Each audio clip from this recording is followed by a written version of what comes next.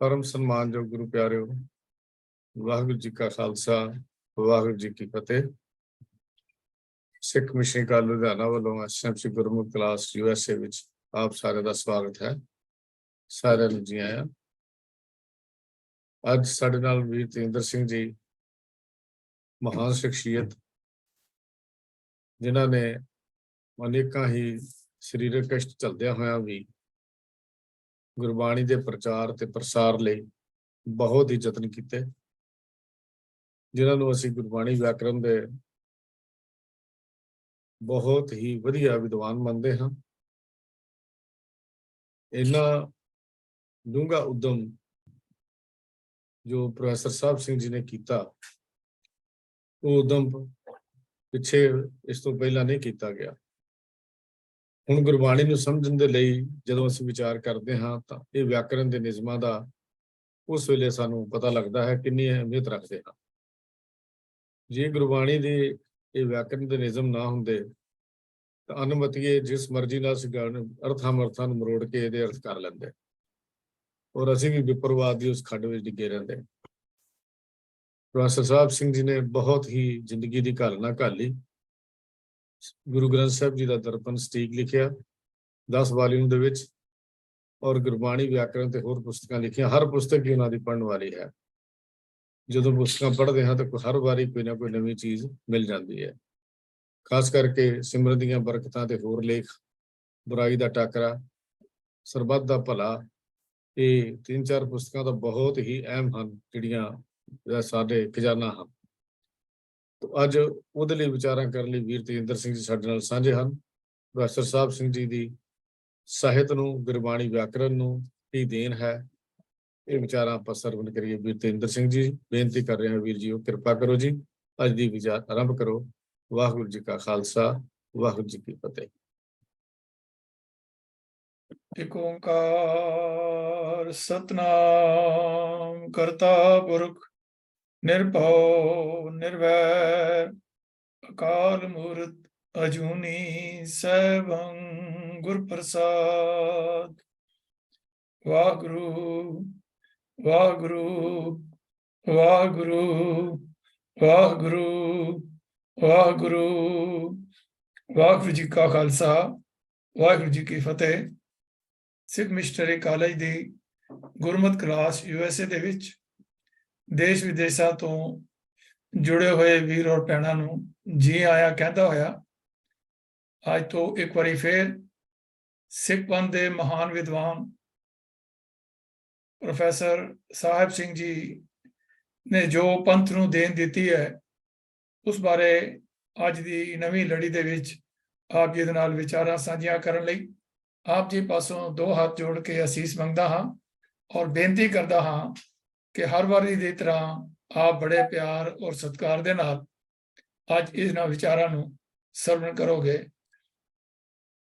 Professor Sahib Singh ji एक लासानी शख्सियत सन, जिवें हुणे वीर हरजीत सिंह जी आप जी नूं दस रहे सन कि प्रोफेसर साहब दी मेहनत तो बिना ये मिशनरी अदारे या गुरबाणी दी जो सही जानकारी सही व्याख्या है वो शायद करना इन्ना आसान ना हुंदा जेकर प्रोफेसर साहिब सिंह जी ने अपनी जो जीवन दे विच घालना घाली है औखे समय दे अंदर विखड़िया पैंडियां दे विचों निकल के उन्होंने जिस मुकाम ते पहुंचे हन और कोई सिख इतिहास और सिख गुरबाणी दा या सिख सभ्याचार दा कोई ऐसा पक्ष नहीं है जिस ਨੂੰ प्रोफेसर साहब सिंह जी ने ना लिखा होवे और ये उन्हां दी जिहड़ी भी देन है इस तो पता लगता है कि उन्होंने अपने दिमाग ਨੂੰ कितना इस्तेमाल किया up to the optimum level कि उन्होंने जो पार्किंसन की डिसीज़ हुई तो अखीरले दिनों के अंदर उन्होंने यादाश्त जिहड़ी सी बिल्कुल ही जिहड़ी है रह गई। लेकिन ਜਦੋਂ कोई गुरु ग्रंथ साहब की बाणी के बारे गल करते या गुरमत बारे गल करते तो उन्होंने यादाश्त एकदम जिहड़ी है वो याद आ जाती है उन्होंने, तो वो उसका ही बड़े भरपूर तरीके दे नाल जवाब देंदे। तो इन्ने दिमाग के सैल जिहड़े सन उन्होंने यूज किए कि आखिर दे कार उन्होंने यादाश्त अखीरले समय तक भी ਕਾਇਮ ਰਹੀ ਔਰ ਉਹ ਸਾਨੂੰ ਜਿਹੜੀ ਹੈ ਇਸ ਸੰਸਾਰ ਤੋਂ ਵਿਦਾ ਦੇ ਗਏ। ਮੈਂ ਇਹ ਗੱਲ ਇਸ ਲਈ ਕਹੀ ਹੈ ਕਿ ਅਸੀਂ ਗੁਰਬਾਣੀ ਦੇ ਵਿਚਾਰ ਲਈ ਜਾਂ ਗੁਰਮਤਿ ਦੀ ਪੜ੍ਹਾਈ ਲਈ ਜਾਂ ਇਹਦੇ ਪ੍ਰਚਾਰ ਵਾਸਤੇ ਅਸੀਂ ਬਹੁਤ ਟੁਚਣਾ ਡਾਹਨੇ ਆ ਕਿ ਸਾਡੇ ਕੋਲ ਸਮਾਂ ਨਹੀਂ ਹੈ, ਅਸੀਂ ਕਿਸ ਤਰ੍ਹਾਂ ਕਰਾਂਗੇ, ਸਾਡੇ ਪਰਿਵਾਰਕ ਜ਼ਿੰਮੇਵਾਰੀਆਂ ਹਨ। ਤੋਂ ਇਹਨਾਂ ਸਾਰੀਆਂ ਗੱਲਾਂ ਦੇ ਨਾਲ ਮੈਂ ਇੱਕ ਗੱਲ ਹੋਰ ਆਪ ਜੀ ਦੇ ਨਾਲ ਸਾਂਝੀ ਕਰਨਾ ਚਾਹਨਾ, ਜੋ ਮੇਰੇ ਵੀਰ ਸਰ MP ਸਿੰਘ ਜੀ ਦੇ ਨਾਲ ਵੀ ਸਾਂਝੀ ਕੀਤੀਆਂ ਸਨ। ਪ੍ਰੋਫੈਸਰ ਸਾਹਿਬ ਦੇ ਲੜਕੇ ਸਰ ਕਰਤਾਰ ਸਿੰਘ ਜੀ ਜੋ ਗ੍ਰੇਟਰ ਕੈਲਾਸ਼ ਪਾਰਟ 1 ਵਿੱਚ ਰਹਿੰਦੇ ਸਨ, ਤਾਂ ਉਹਨਾਂ ਨੇ ਇਹ ਗੱਲ ਦੱਸੀ ਕਿ ਸਾਡੇ ਪਿਤਾ ਜੀ ਪ੍ਰੋਫੈਸਰ ਸਾਹਿਬ ਸਿੰਘ ਜੀ ਇੰਨੇ ਮਸਰੂਫ ਸਨ ਗੁਰਬਾਣੀ ਦੇ ਅੰਦਰ, ਗੁਰਬਾਣੀ ਦਾ ਇੰਨਾ ਉਹਨਾਂ ਦੇ ਮਨ ਦੇ ਵਿੱਚ 24 ਘੰਟੇ ਜਿਹੜਾ ਹੈ ਗੁਰਬਾਣੀ ਦਾ ਵਿਚਾਰ ਚੱਲਦਾ ਰਹਿੰਦਾ ਸੀ ਕਿ ਉਹ ਪਰਿਵਾਰ ਦੇ ਨਾਲ ਕਿਸੇ ਵੀ ਗੱਲ ਦੇ ਵਿੱਚ ਆਪਣੇ ਆਪ ਨੂੰ ਸ਼ਾਮਲ ਨਹੀਂ ਸਨ ਕਰਦੇ, ਤੇ ਉਹ ਮਤਲਬ ਉਹਨਾਂ ਨਾਲ ਗੱਲ ਕਰਨਾ ਇੱਕ ਬੜੀ ਵੱਡੀ ਗੱਲ ਸੀ।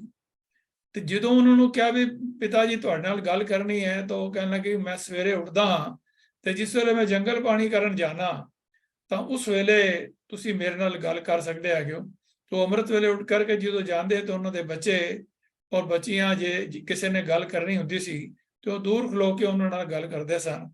ਤੇ ਇਸ ਤਰ੍ਹਾਂ ਉਹਨਾਂ ਦਾ ਜੀਵਨ ਇਹਨਾਂ ਗੁਰਬਾਣੀ ਨੂੰ ਔਰ ਗੁਰਬਾਣੀ ਦੀ ਵਿਆਕਰਣ, ਗੁਰਬਾਣੀ ਦੇ ਹੋਰ ਜਿਹੜੇ ਪੱਖ ਹਨ, ਗੁਰਮਤ ਦੇ ਪੱਖ ਹਨ, ਉਹਨਾਂ ਨੂੰ ਕਮਿਟਡ ਸਨ।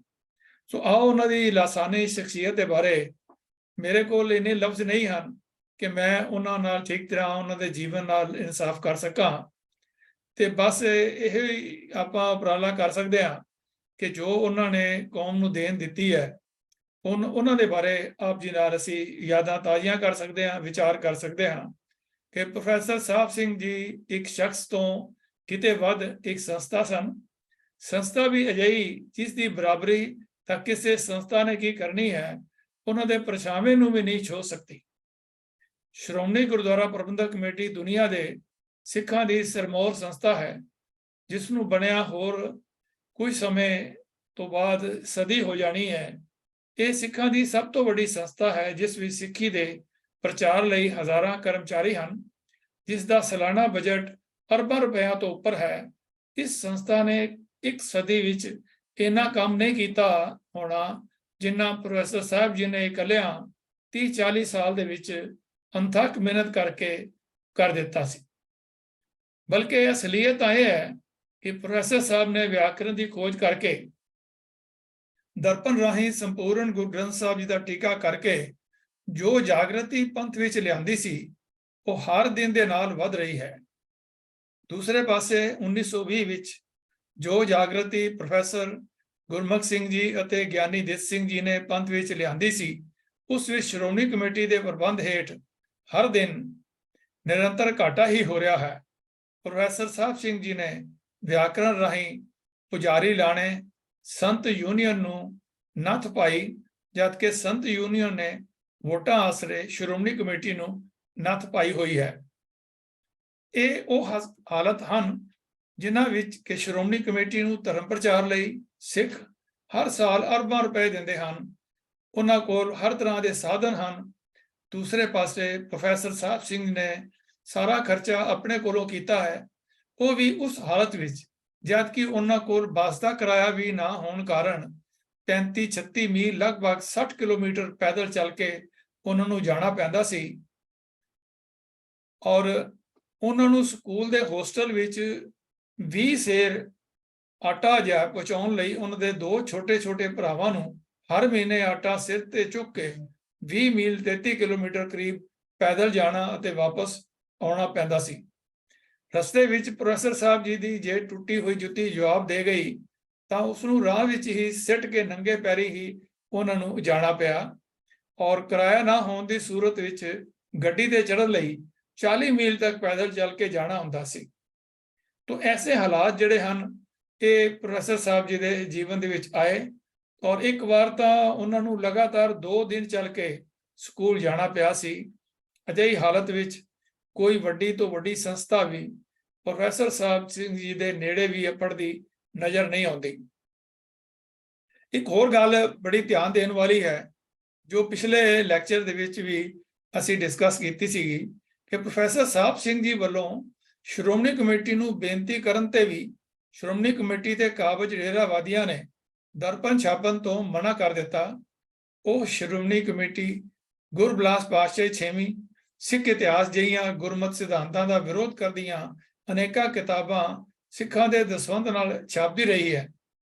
ਇਸ ਬਾਰੇ ਜਿਸ ਵੇਲੇ ਅਸੀਂ ਦਰਪਣ ਦੇ ਬਾਰੇ ਗੱਲ ਕਰਾਂਗੇ, ਉਹਦੀ ਛਪਾਈ ਦੀ ਗੱਲ ਕਰਾਂਗੇ, ਤਾਂ ਇਸ ਤੇ ਹੋਰ ਵਿਸਤਾਰ ਦੇ ਨਾਲ ਆਪ ਜੀ ਨੂੰ ਜਾਣਕਾਰੀ ਦੇਣ ਦੀ ਕੋਸ਼ਿਸ਼ ਕਰਾਂਗਾ। ਜੇ ਉਸ ਬੰਦੇ ਦੇ ਕਦ ਵੱਲ ਨਜ਼ਰ ਮਾਰਦੇ ਹਾਂ ਜਿਸ ਨੂੰ ਉਹ ਮਾਸਟਰ ਨੇ ਕਿਹਾ ਸੀ ਕਿ ਨਥੂ ਰਾਮਾ ਤੇਰੀ ਔਲਾਦ ਤਾਂ ਡਾਂਗਿਆਂ ਨਾਲ ਬਤਾਊ ਤੋੜਿਆ ਕਰੇਗੀ, ਤਾਂ ਮੈਨੂੰ ਹੀ ਨਹੀਂ ਉਹਨਾਂ ਦੇ ਸਪੁੱਤਰ ਏਸ਼ੀਆ ਦੇ ਸਭ ਤੋਂ ਵੱਧ ਸਿਰ ਕੱਢ ਅੱਖਾਂ ਦੇ ਡਾਕਟਰ ਸਰਦਾਰ ਦਲਜੀਤ ਸਿੰਘ ਜੀ ਨੂੰ ਵੀ ਆਪਣਾ ਕੱਦ ਪਾਉਣਾ ਜਾਪਦਾ ਹੈ। ਉਹ ਪਿੱਛੇ ਜੇ ਇਸ ਸੰਸਾਰ ਨੂੰ ਅਲਵਿਦਾ ਕਹਿ ਗਏ ਹਨ ਡਾਕਟਰ ਦਲਜੀਤ ਸਿੰਘ ਜੀ। ਅੱਜ ਵੀ ਕੋਈ ਜਿਸ ਵੇਲੇ ਡਾਕਟਰ ਦਲਜੀਤ ਸਿੰਘ ਦੀ ਗੱਲ ਕਰਦਾ ਹੈ ਤਾਂ ਉਹਨਾਂ ਨੂੰ ਪ੍ਰੋਫੈਸਰ ਸਾਹਿਬ ਸਿੰਘ ਜੀ ਦੇ ਸਪੁੱਤਰ ਦੇ ਵਜੋਂ ਹੀ ਜਾਣਿਆ ਜਾਂਦਾ ਹੈ। ਉਹ ਮਹਾਨ ਸ਼ਖਸੀਅਤ ਦੇ ਕੱਦ ਸਾਹਮਣੇ ਇੱਕ ਯੂਨੀਵਰਸਿਟੀ ਦਾ ਵਾਈਸ ਚਾਂਸਲਰ ਆਪਣੇ ਆਪ ਨੂੰ ਗਿੱਠ-ਮੁਠੀਆ ਮਹਿਸੂਸ ਕਰਦਾ ਹੈ। ਪ੍ਰੋਫੈਸਰ ਸਾਹਿਬ ਸਿੰਘ ਜੀ ਨੇ ਉਹ ਰਾਹ ਵਿਖਾਇਆ ਹੈ ਕਿ ਗੁਰੂ ਗ੍ਰੰਥ ਸਾਹਿਬ ਬਾਰੇ ਜਾਣਨ ਦਾ ਹਰ ਚਾਹਵਾਨ ਆਪਣਾ ਸਫ਼ਰ ਇਸ ਰਾਹ ਤੋਂ ਹੀ ਸ਼ੁਰੂ ਕਰਦਾ ਹੈ। ਇਹ ਗੱਲ ਵੱਖਰੀ ਹੈ ਕਿ ਉਹਨਾਂ ਕੋਲ ਕੰਮ ਬਹੁਤ ਵੱਡਾ ਅਤੇ ਸਮਾਂ ਬਹੁਤ ਘੱਟ ਸੀ। ਮੈਂ ਫਿਰ ਰਿਪੀਟ ਕਰਾਂ ਕਿ ਪ੍ਰੋਫੈਸਰ ਸਾਹਿਬ ਸਿੰਘ ਜੀ ਦੇ ਕੋਲ ਕੰਮ ਬਹੁਤ ਵੱਡਾ ਸੀ ਅਤੇ ਸਮਾਂ ਬਹੁਤ ਘੱਟ ਸੀ, ਜਿਸ ਕਰਕੇ ਉਹਨਾਂ ਕਈ ਵਿਸ਼ਿਆਂ ਨਾਲ ਜੋ ਪੂਰੀ ਜਿੰਨਾ ਵਿਸਤਾਰ ਨਾਲ ਲਿਖਣਾ ਚਾਹੁੰਦੇ ਸਨ ਉਹ ਨਹੀਂ ਲਿਖ ਸਕੇ। ਸੱਚ ਇਹੀ ਹੈ ਕਿ ਗੁਰੂ ਗ੍ਰੰਥ ਸਾਹਿਬ ਜੀ ਦੀ ਹਰ ਤੁਕ, ਹਰ ਸ਼ਬਦ, ਹਰ ਬਾਣੀ ਨੂੰ ਸਮਝਣ ਲਈ ਪ੍ਰੋਫੈਸਰ ਸਾਹਿਬ ਸਿੰਘ ਜੀ ਦੀ ਵਿਆਕਰਣ ਦਾ ਆਸਰਾ ਲੈਣਾ ਪੈਂਦਾ ਹੈ। ਘੱਟ ਇਸ ਗੱਲ ਨੂੰ ਘੱਟੋ ਘੱਟ ਹਰ ਕੋਈ ਜਿਹੜਾ ਮਿਸ਼ਨਰੀ ਹੈ ਜਾਂ ਜਿਹੜਾ ਗੁਰਬਾਣੀ ਦੇ ਨਾਲ ਜੁੜਿਆ ਹੋਇਆ ਹੈ ਇਸ ਨੂੰ ਦਿਲੋਂ ਮੰਨਦਾ ਹੈ। ਕੁਝ ਬੰਦਿਆਂ ਵੱਲੋਂ ਗੁਰੂ ਗ੍ਰੰਥ ਸਾਹਿਬ ਜੀ ਦੇ ਸ਼ਬਦਾਂ ਦੇ ਅਰਥ ਕਰਦਿਆਂ ਪ੍ਰੋਫੈਸਰ ਸਾਹਿਬ ਸਿੰਘ ਜੀ ਦਾ ਜ਼ਿਕਰ ਇਸ ਤਰ੍ਹਾਂ ਕੀਤਾ ਜਾਂਦਾ ਹੈ ਕਿ ਜਿਵੇਂ ਪ੍ਰੋਫੈਸਰ ਸਾਹਿਬ ਸਿੰਘ ਨੂੰ ਕੋਈ ਖਾਸ ਆਉਂਦਾ ਨਹੀਂ ਸੀ ਅਤੇ ਉਹ ਆਪ ਬਹੁਤ ਸਿਆਣੇ ਹਨ। ਇਹ ਦੇਖਿਆ ਜਾਂਦਾ ਹੈ ਕਿ ਜਿਸ ਵੇਲੇ ਪ੍ਰੋਫੈਸਰ ਸਾਹਿਬ ਸਿੰਘ ਜੀ ਦੇ ਅਰਥਾਂ ਨੂੰ ਕੋਟ ਕੀਤਾ ਜਾਂਦਾ ਹੈ ਤਾਂ ਕਈ ਸਾਡੇ ਵਰਗੇ ਜਿਹੜੇ ਕੱਚੇ ਪਿੱਲੇ ਵਿਦਵਾਨ ਹਨ ਉਹ ਉਹਦੇ ਉੱਪਰ ਹੀ ਕਿੰਤੂ ਪਰੰਤੂ ਕਰਨੇ ਸ਼ੁਰੂ ਕਰ ਦਿੰਦੇ ਹਨ ਕਿ ਭਾਵੇਂ ਆਪ ਕਿੰਨੀ ਵੀ ਵਿਆਕਰਣ ਦੀ ਨਾ ਸਮਝ ਹੋਵੇ ਜਾਂ ਕਿੰਨੀ ਵੀ ਗੁਰਬਾਣੀ ਦੀ ਸਮਝ ਨਾ ਹੋਵੇ। ਤੋ ਜਦ ਕਿ ਉਹਨਾਂ ਦੇ ਅਰਥਾਂ ਵਿੱਚੋਂ ਇਹ ਸਪਸ਼ਟ ਝਲਕਦਾ ਹੈ ਕਿ ਸੋਝੀ ਉਹਨਾਂ ਨੇ ਵੀ ਪ੍ਰੋਫੈਸਰ ਸਾਹਿਬ ਸਿੰਘ ਦੀ ਵਿਆਕਰਣ ਤੋਂ ਹੀ ਲਈ ਹੋਈ ਹੈ। ਕਿਸੇ ਕੋਲੋਂ ਸੇਧ ਲੈਣ ਨਾਲ ਕੋਈ ਬੰਦਾ ਨੀਵਾਂ ਨਹੀਂ ਹੋ ਜਾਂਦਾ, ਪਰ ਜਿਸ ਚੀਜ਼ ਬਾਰੇ ਉਹ ਕਹਿ ਰਿਹਾ ਹੁੰਦਾ ਹੈ ਕਿੰਤੂ ਪਰੰਤੂ ਕਰ ਰਿਹਾ ਹੁੰਦਾ ਹੈ ਉਹ ਚੀਜ਼ ਉਸਦੇ ਆਪਣੇ ਅੰਦਰ ਕਿੰਨੀ ਕੁ ਵਸਦੀ ਹੈ, ਇਸ ਨਾਲ ਬੰਦੇ ਦੇ ਜ਼ਰੂਰ ਅਸਰ ਪੈਂਦਾ ਹੈ। ਪ੍ਰੋਫੈਸਰ ਸਾਹਿਬ ਸਿੰਘ ਜੀ ਆਪਣੀਆਂ ਲਿਖਤਾਂ ਵਿੱਚ ਲਿਖਦੇ ਹਨ ਕਿ ਕਈ ਥਾਂ ਗਲਤੀਆਂ ਰਹਿ ਗਈਆਂ ਹੋਣਗੀਆਂ ਜਿਨ੍ਹਾਂ ਨੂੰ ਆਉਣ ਵਾਲੀਆਂ ਪੀੜ੍ਹੀਆਂ ਅਤੇ ਵਿਦਵਾਨ ਆਪੇ ਸੁਧਾਰ ਲੈਣਗੇ। ਇਹ ਕਿੰਨੀ ਨਿਮਰਤਾ ਵਾਲੀ ਗੱਲ ਹੈ ਕਿ ਐਡਾ ਵੱਡਾ ਵਿਦਵਾਨ, ਇਸ ਸਦੀ ਦਾ ਬਹੁਤ ਵੱਡਾ ਵਿਦਵਾਨ ਜਿਸ ਨੇ ਮਾਰਕੇ ਦਾ ਕੰਮ ਕੀਤਾ ਹੋਵੇ, ਉਹ ਵੀ ਇਹ ਸਮਝੇ ਕਿ ਭੁੱਲਣ ਅੰਦਰ ਸਭ ਕੋ ਭੁੱਲ ਗੁਰੂ ਕਰਤਾਰ, ਤੇ ਉਸ ਸ਼੍ਰੇਣੀ ਵਿੱਚ ਆਪਣੇ ਆਪ ਨੂੰ ਰੱਖਦਿਆਂ ਹੋਇਆ ਇਹ ਕਹਿਣਾ ਕਿ ਮੇਰੀ ਇਸ ਮਿਹਨਤ ਵਿੱਚ ਜਿੰਨਾ ਸਤਿਗੁਰੂ ਨੇ ਮੇਰੇ ਤੋਂ ਕਰਵਾਇਆ ਹੈ ਉਹ ਮੈਂ ਕੀਤੀ ਹੈ ਮਿਹਨਤ, ਲੇਕਿਨ ਫਿਰ ਵੀ ਸਤਿਗੁਰ ਦੀਆਂ ਸਤਿਗੁਰ ਜਾਣੇ ਔਰ ਮੇਰੇ ਕੋਲ ਅਨੇਕਾਂ ਹੀ ਜਾਣੇ ਵਿੱਚ ਭੁੱਲਾਂ ਹੋ ਗਈਆਂ ਹੋਣਗੀਆਂ, ਤੇ ਉਸ ਨੂੰ ਕੌਮ ਜਿਹੜੀ ਆਉਣ ਵਾਲੀ ਪੀੜ੍ਹੀਆਂ ਵਿਦਵਾਨ ਉਹਨੂੰ ਸੁਧਾਰ ਲੈਣਗੀਆਂ। ਦੂਸਰੇ ਪਾਸੇ ਹਉਮੈ ਦਾ ਪ੍ਰਗਟਾਵਾ ਹੈ, ਕਸਵੱਟੀ ਗੁਰਬਾਣੀ ਹੈ ਔਰ ਗੁਰਬਾਣੀ ਦਾ ਫਰਮਾਨ ਹੈ ਗੁਰ ਕੀ ਸੇਵਾ ਸ਼ਬਦ ਵਿਚਾਰ ਹਉਮੈ ਮਾਰੇ ਕਰਨੀ ਸਾਰ। 223 ਅੰਕ ਸ੍ਰੀ ਗੁਰੂ ਗ੍ਰੰਥ ਸਾਹਿਬ ਦੇ ਉੱਪਰ ਇਹ ਮਹਾਨ ਬੋਲ ਜਿਹੜੇ ਹਨ ਉਹ ਸੁਭਾਇਮਾਨ ਹਨ। ਗੁਰੂ ਗ੍ਰੰਥ ਸਾਹਿਬ ਜੀ ਦੀ ਸੇਵਾ ਉਹਨਾਂ ਦੇ ਸ਼ਬਦ ਦੀ ਵਿਚਾਰ ਕਰਨਾ ਹੀ ਹੈ। ਲੋੜੀਂਦਾ ਆਦਰ ਕਰਨਾ ਬਣਦਾ ਹੈ, ਪਰ ਲੱਖਾਂ ਰੁਪਏ ਦੇ ਚੰਦੋਏ, ਹਜ਼ਾਰਾਂ ਰੁਪਏ ਦੇ ਰੁਮਾਲੇ, ਅੱਗੇ ਲਮਕਦੇ ਸੋਨੇ ਚਾਂਦੀ ਦੇ ਝੱਬੇ, ਉੱਪਰ ਸੋਨੇ ਦੇ ਕਲਸ਼ ਨਿਸ਼ਾਨ ਸਾਹਿਬ ਦੇ ਸੋਨੇ ਦੇ ਖੰਡੇ ਆਦਿ ਲਾਉਣੇ ਸਿੱਖਾਂ ਦੇ ਦਸਵੰਧ ਦੀ ਵਰਤੋਂ ਤਾਂ ਹੈ, ਲੇਕਿਨ ਇਹਦੇ ਨਾਲ ਕਿੰਨਾ ਕੁ ਸਾਨੂੰ ਗੁਰਬਾਣੀ ਦੇ ਨਾਲ ਜੁੜ ਸਕਦੇ ਹਾਂ ਇਹ ਵੀ ਸਾਨੂੰ ਸਮਝਣ ਦੀ ਜਿਹੜੀ ਹੈ ਉਹ ਲੋੜ ਹੈ। ਕਿਉਂਕਿ ਅਸਲ ਵਿੱਚ ਜੋ ਸੇਵਾ ਹੈ ਗੁਰੂ ਦੀ ਉਹ ਇਹਨਾਂ ਵਸਤੂਆਂ ਨਾਲ ਨਹੀਂ ਹੋ ਸਕਦੀ ਹੈ। ਹਾਂ, ਇਹ ਠੀਕ ਹੈ ਕਿ ਗੁਰੂ ਦਰਬਾਰ ਦੀ ਸ਼ਾਨ ਵੱਧ ਤੋਂ ਵੱਧ ਹੋਣੀ ਚਾਹੀਦੀ ਹੈ, ਲੇਕਿਨ ਇਹ ਵੀ ਹੋਣਾ ਚਾਹੀਦਾ ਕਿ ਜਿਹੜਾ ਸਾਡਾ ਐਕਸਪੈਂਡੀਚਰ ਹੈ ਜੋ ਗੁਰੂ ਦੀ ਦਸਵੰਧ ਦੀ ਸੰਗਤਾਂ ਦਿੰਦੇ ਹਨ ਗੁਰੂ ਸਾਹਿਬ ਨੂੰ, ਉਹਨਾਂ ਦੀ ਜਿਹੜੀ ਵਰਤੋਂ ਵੀ ਜਿਹੜੀ ਹੈ ਇਸ ਢੰਗ ਨਾਲ ਹੋਣੀ ਚਾਹੀਦੀ ਹੈ ਕਿ ਗੁਰੂ ਗ੍ਰੰਥ ਸਾਹਿਬ ਦੀ ਬਾਣੀ ਦਾ ਪ੍ਰਚਾਰ ਪ੍ਰਸਾਰ, ਸਿੱਖੀ ਦਾ ਪ੍ਰਚਾਰ ਪ੍ਰਸਾਰ ਵਾਧਾ ਹੋਣਾ ਚਾਹੀਦਾ ਉਹਦੇ ਅੰਦਰ। ਗੁਰ ਸ਼ਬਦ ਦੀ ਵਿਚਾਰ ਕਰਨ ਦਾ ਫਲ ਕੀ ਮਿਲਦਾ ਹੈ, ਇਸ ਬਾਰੇ ਇਸ ਤੁਕ ਵਿੱਚ ਉੱਪਰ ਜੋ ਦਾਸ ਨੇ ਪੜ੍ਹੀ ਹੈ ਉਹ ਸੇਧ ਦਿੰਦੀ ਹੈ ਕਿ ਗੁਰ ਸ਼ਬਦ ਦੀ ਵਿਚਾਰ ਕਰਨ ਵਾਲੇ ਬੰਦੇ ਦੇ ਮਨ ਵਿੱਚੋਂ ਹਉਮੈ ਮਰ ਜਾਂਦੀ ਹੈ।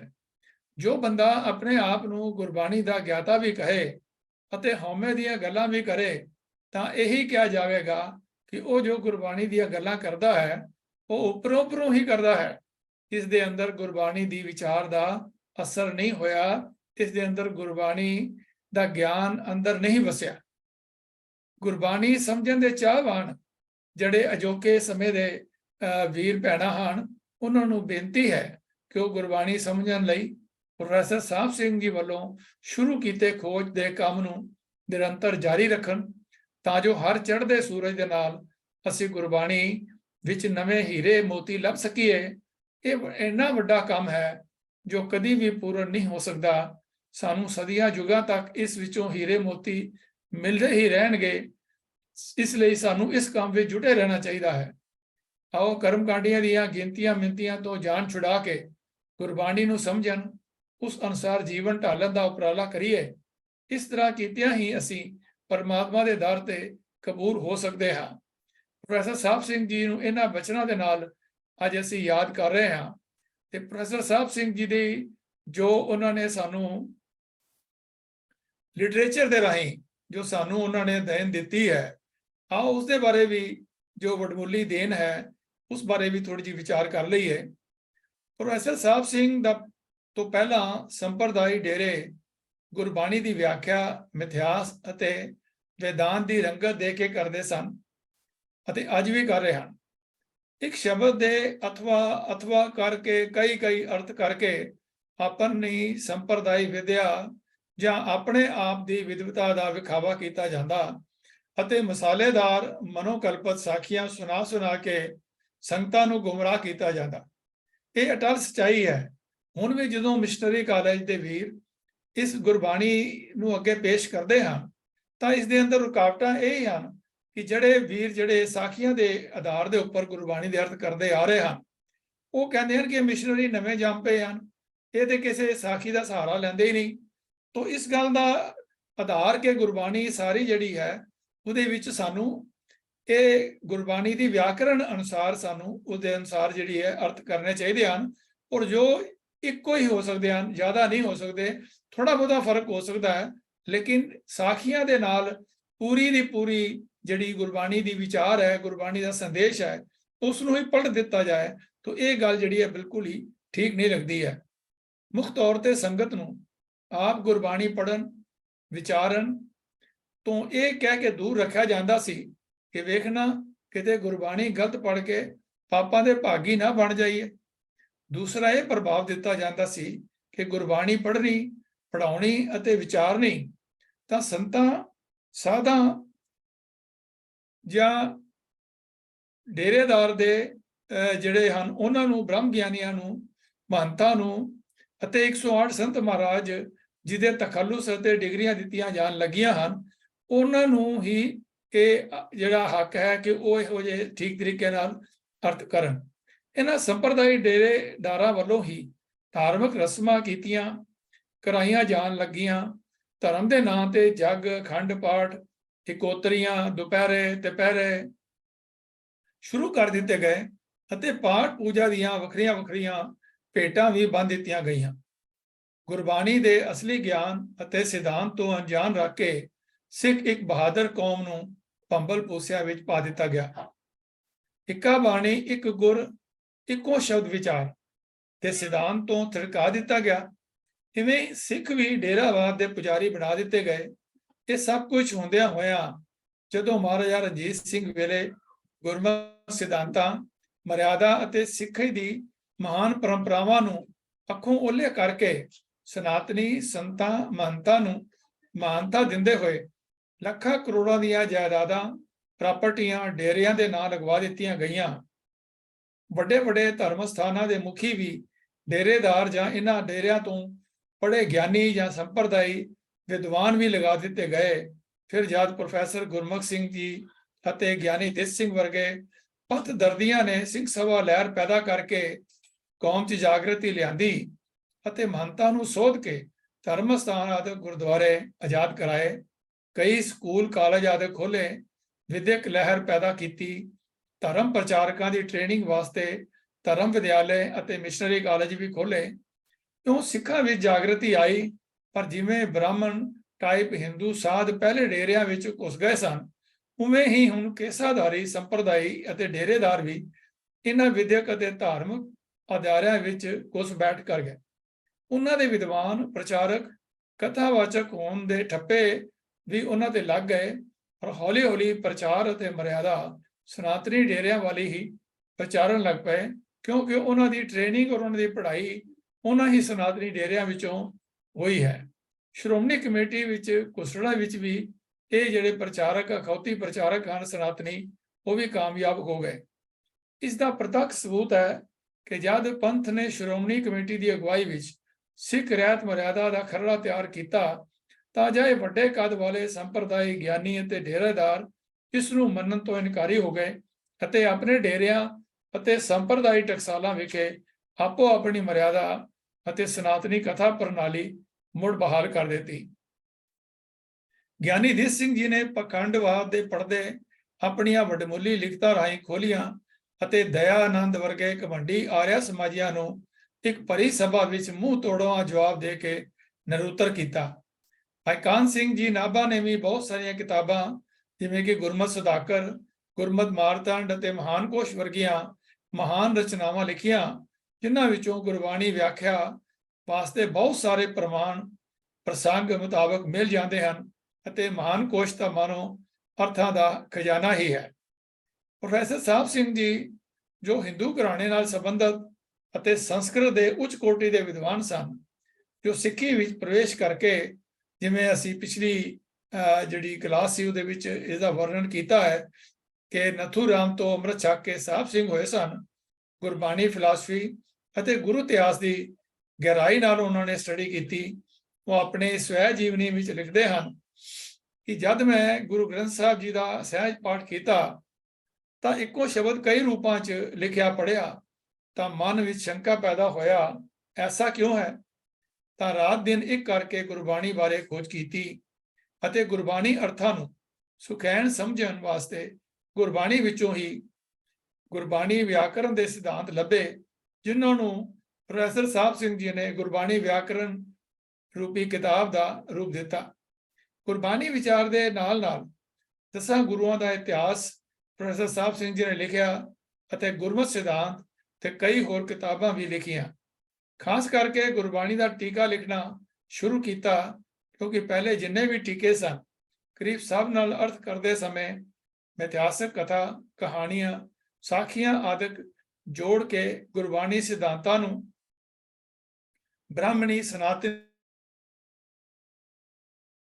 ਵੇਦਾਂਤੀ ਰੰਗਤ ਦੇ ਕੇ ਸਿੱਖੀ ਦਾ ਭਗਵਾ ਕਰ ਦਿੱਤਾ ਗਿਆ ਸੀ। ਇਹ ਸਭ ਕੁਝ ਨੂੰ ਵਾਚ ਕੇ ਹੀ ਬੜੀ ਕਰੜੀ ਮਿਹਨਤ ਨਾਲ ਪ੍ਰੋਫੈਸਰ ਸਾਹਿਬ ਸਿੰਘ ਜੀ ਨੇ ਗੁਰਬਾਣੀ ਦੀ ਸਿਧਾਂਤਕ ਵਿਆਖਿਆ ਕੀਤੀ ਅਤੇ ਇਹ ਵੀ ਲਿਖਿਆ ਕਿ ਇਹ ਸੰਪੂਰਨ ਨਹੀਂ, ਅੱਗੇ ਹੋਰ ਵੀ ਖੋਜ ਦੀ ਲੋੜ ਹੈ।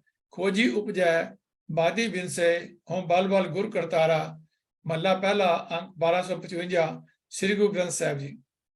ਸੋ ਅੱਜ ਹੋਰ ਵਿਦਵਾਨ ਇਸ ਪਾਸੇ ਲੱਗੇ ਹੋਏ ਹਨ, ਕਿਉਂਕਿ ਕਈ ਥਾਵਾਂ ਤੇ ਗੁਰਬਾਣੀ ਦੇ ਸ਼ਬਦਾਰਥ ਅਤੇ ਸਿਧਾਂਤਕ ਭਾਵਅਰਥ ਕੀਤੇ ਤੋਂ ਬਿਨਾਂ ਸਮਝ ਨਹੀਂ ਪੈਂਦੀ।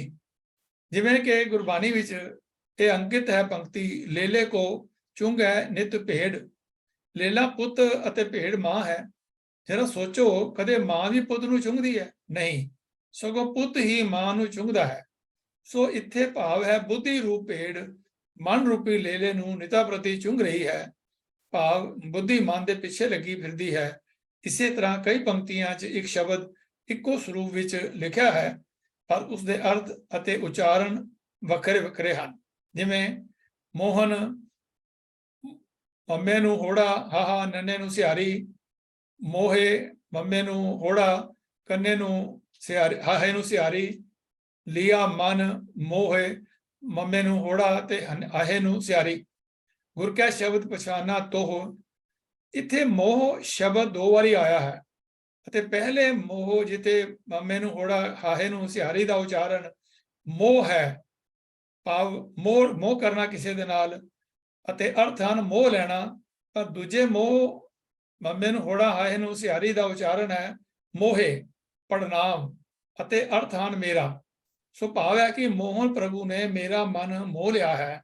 ਸੋ ਇਸ ਮੋਹ ਸ਼ਬਦ ਨੂੰ ਦੋਵਾਂ ਥਾਵਾਂ ਤੇ ਮੋਹੇ ਨਹੀਂ ਪੜਿਆ ਜਾ ਸਕਦਾ ਅਤੇ ਨਾ ਹੀ ਦੋਵੇਂ ਥਾਂ ਮੋਹ ਪੜਿਆ ਜਾ ਸਕਦਾ ਹੈ।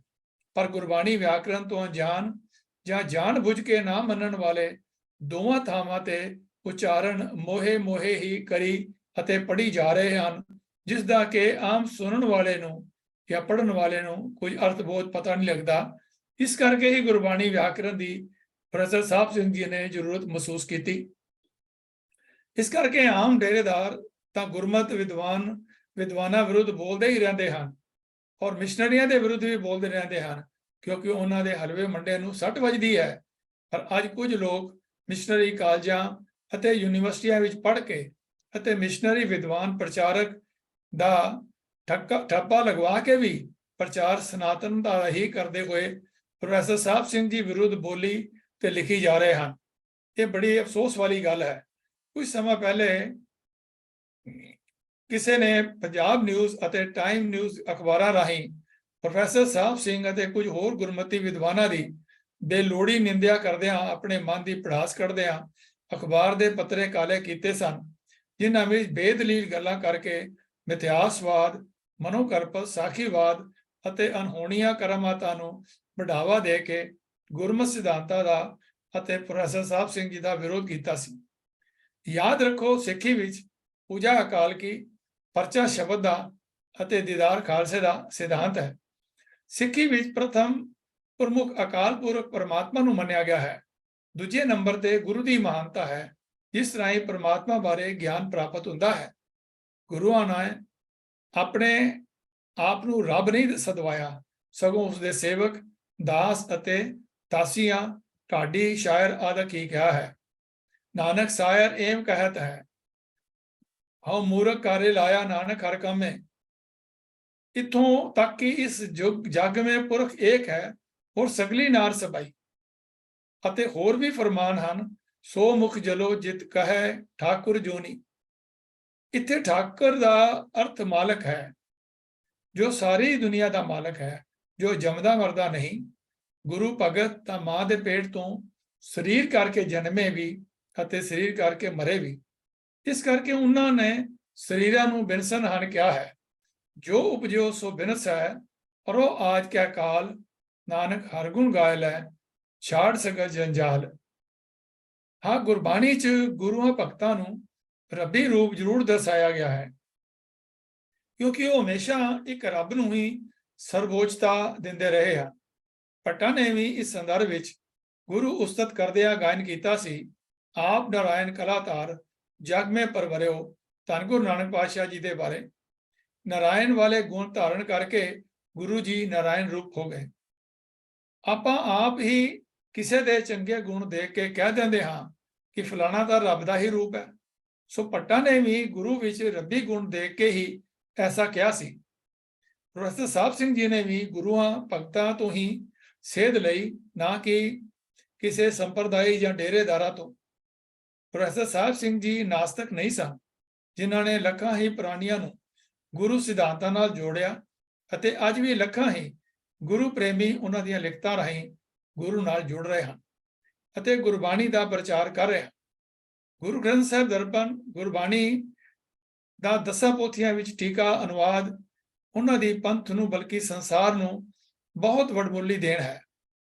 ਗੁਰੂ ਗ੍ਰੰਥ ਸਾਹਿਬ ਦਰਪਣ ਪੜ੍ਹ ਵਾਚ ਕੇ ਸਿੱਖ ਨੂੰ ਕਿਸੇ ਸੰਪਰਦਾਇ, ਡੇਰੇਦਾਰ ਜਾਂ ਲੰਮੇ ਚੋਲੇ ਵਾਲੇ ਕੋਲ ਜਾਣ ਦੀ ਲੋੜ ਨਹੀਂ, ਜੋ ਹਮੇਸ਼ਾ ਹੀ ਸ਼ਰਧਾਲੂਆਂ ਨੂੰ ਡਰਾ ਕੇ ਕਿ ਕੀ ਵੇਖਣਾ ਕਿਤੇ ਗੁਰਬਾਣੀ ਗਲਤ ਪੜ੍ਹੀ ਗਈ ਤਾਂ ਪਾਪ ਚੜ੍ਹੇਗਾ ਦੀ ਰੱਟ ਲਗਾ ਕੇ ਆਪਣੇ ਮਗਰ ਲਾਈ ਫਿਰਦੇ ਹਨ ਅਤੇ ਜਨਤਾ ਨੂੰ ਅੱਖਾਂ ਹੋਣ ਦੇ ਬਾਵਜੂਦ ਵੀ ਅੰਨੇ ਬਣਾਏ ਜਾ ਰਹੇ ਹਨ।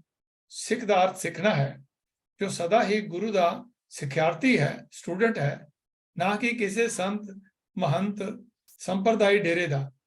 ਅਜਿਹੇ ਵਿਦਵਾਨਾਂ ਤੋਂ ਬਚਣ ਦੀ ਲੋੜ ਹੈ ਜੋ ਸਿੱਖੀ ਨੂੰ ਵਿਦਾਂਤ ਅਤੇ ਮਿਥਿਆਸ ਦੀਆਂ ਐਨਕਾਂ ਨਾਲ ਵੇਖਦੇ ਤੇ ਵਾਚਦੇ ਹਨ। ਸਿੱਖ ਅਜਿਹਾ ਕਦੇ ਨਹੀਂ ਕਰ ਸਕਦਾ ਅਤੇ ਐਸਾ ਤਾਂ ਕਿਸੇ ਲਾਲਚ ਜਾਂ ਈਰਖਾਵਸ ਹੀ ਹੋ ਸਕਦਾ ਹੈ। ਚਾਹੀਦਾ ਤਾਂ ਪ੍ਰੋਫੈਸਰ ਸਾਹਿਬ ਸਿੰਘ ਜੀ ਵਰਗੇ ਉੱਚ ਕੋਟੀ ਦੇ ਵਿਦਵਾਨਾਂ ਤੋਂ ਗੁਰਬਾਣੀ ਵਿਆਖਿਆ ਦੀ ਸੇਧ ਲੈ ਕੇ ਗੁਰਬਾਣੀ ਨੂੰ ਵੱਧ ਤੋਂ ਵੱਧ ਸਮਝਣ ਦੀ ਕੋਸ਼ਿਸ਼ ਕਰੀਏ, ਨਾ ਕਿ ਅਜਿਹੇ ਵਿਦਵਾਨਾਂ ਦੇ ਵਿਰੁੱਧ ਹੀ ਲਿਖੀ ਜਾਈਏ। ਗੁਰਬਾਣੀ ਆਪਣੇ ਆਪ ਵਿੱਚ ਮੁਕੰਮਲ ਹੈ। ਇਸ ਦੀ ਵਿਆਖਿਆ ਵਿਦਾਂਤੀ, ਸਨਾਤਨੀ ਅਤੇ ਸੰਪਰਦਾਈ ਐਨਕਾਂ ਲਗਾ ਕੇ ਨਹੀਂ ਕੀਤੀ ਜਾ ਸਕਦੀ ਅਤੇ ਸਾਖੀਆਂ ਅਤੇ ਇਤਿਹਾਸ ਵੀ ਗੁਰਬਾਣੀ ਸਿਧਾਂਤਾਂ ਦੀ ਕਸਵੱਟੀ ਤੇ ਪੂਰਾ ਉਤਰਨ ਵਾਲਾ ਹੀ ਠੀਕ ਮੰਨਿਆ ਜਾ ਸਕਦਾ ਹੈ। ਸ਼ਰਧਾ ਵੀ ਗਿਆਨ ਸਹਿਤ ਹੋਣੀ ਚਾਹੀਦੀ ਹੈ, ਨਾ ਕਿ ਅੰਨੀ ਸ਼ਰਧਾ ਜੋ ਗਿਆਨ ਦੇ ਦਰਵਾਜ਼ੇ ਹੀ ਬੰਦ ਕਰ ਦੇਵੇ।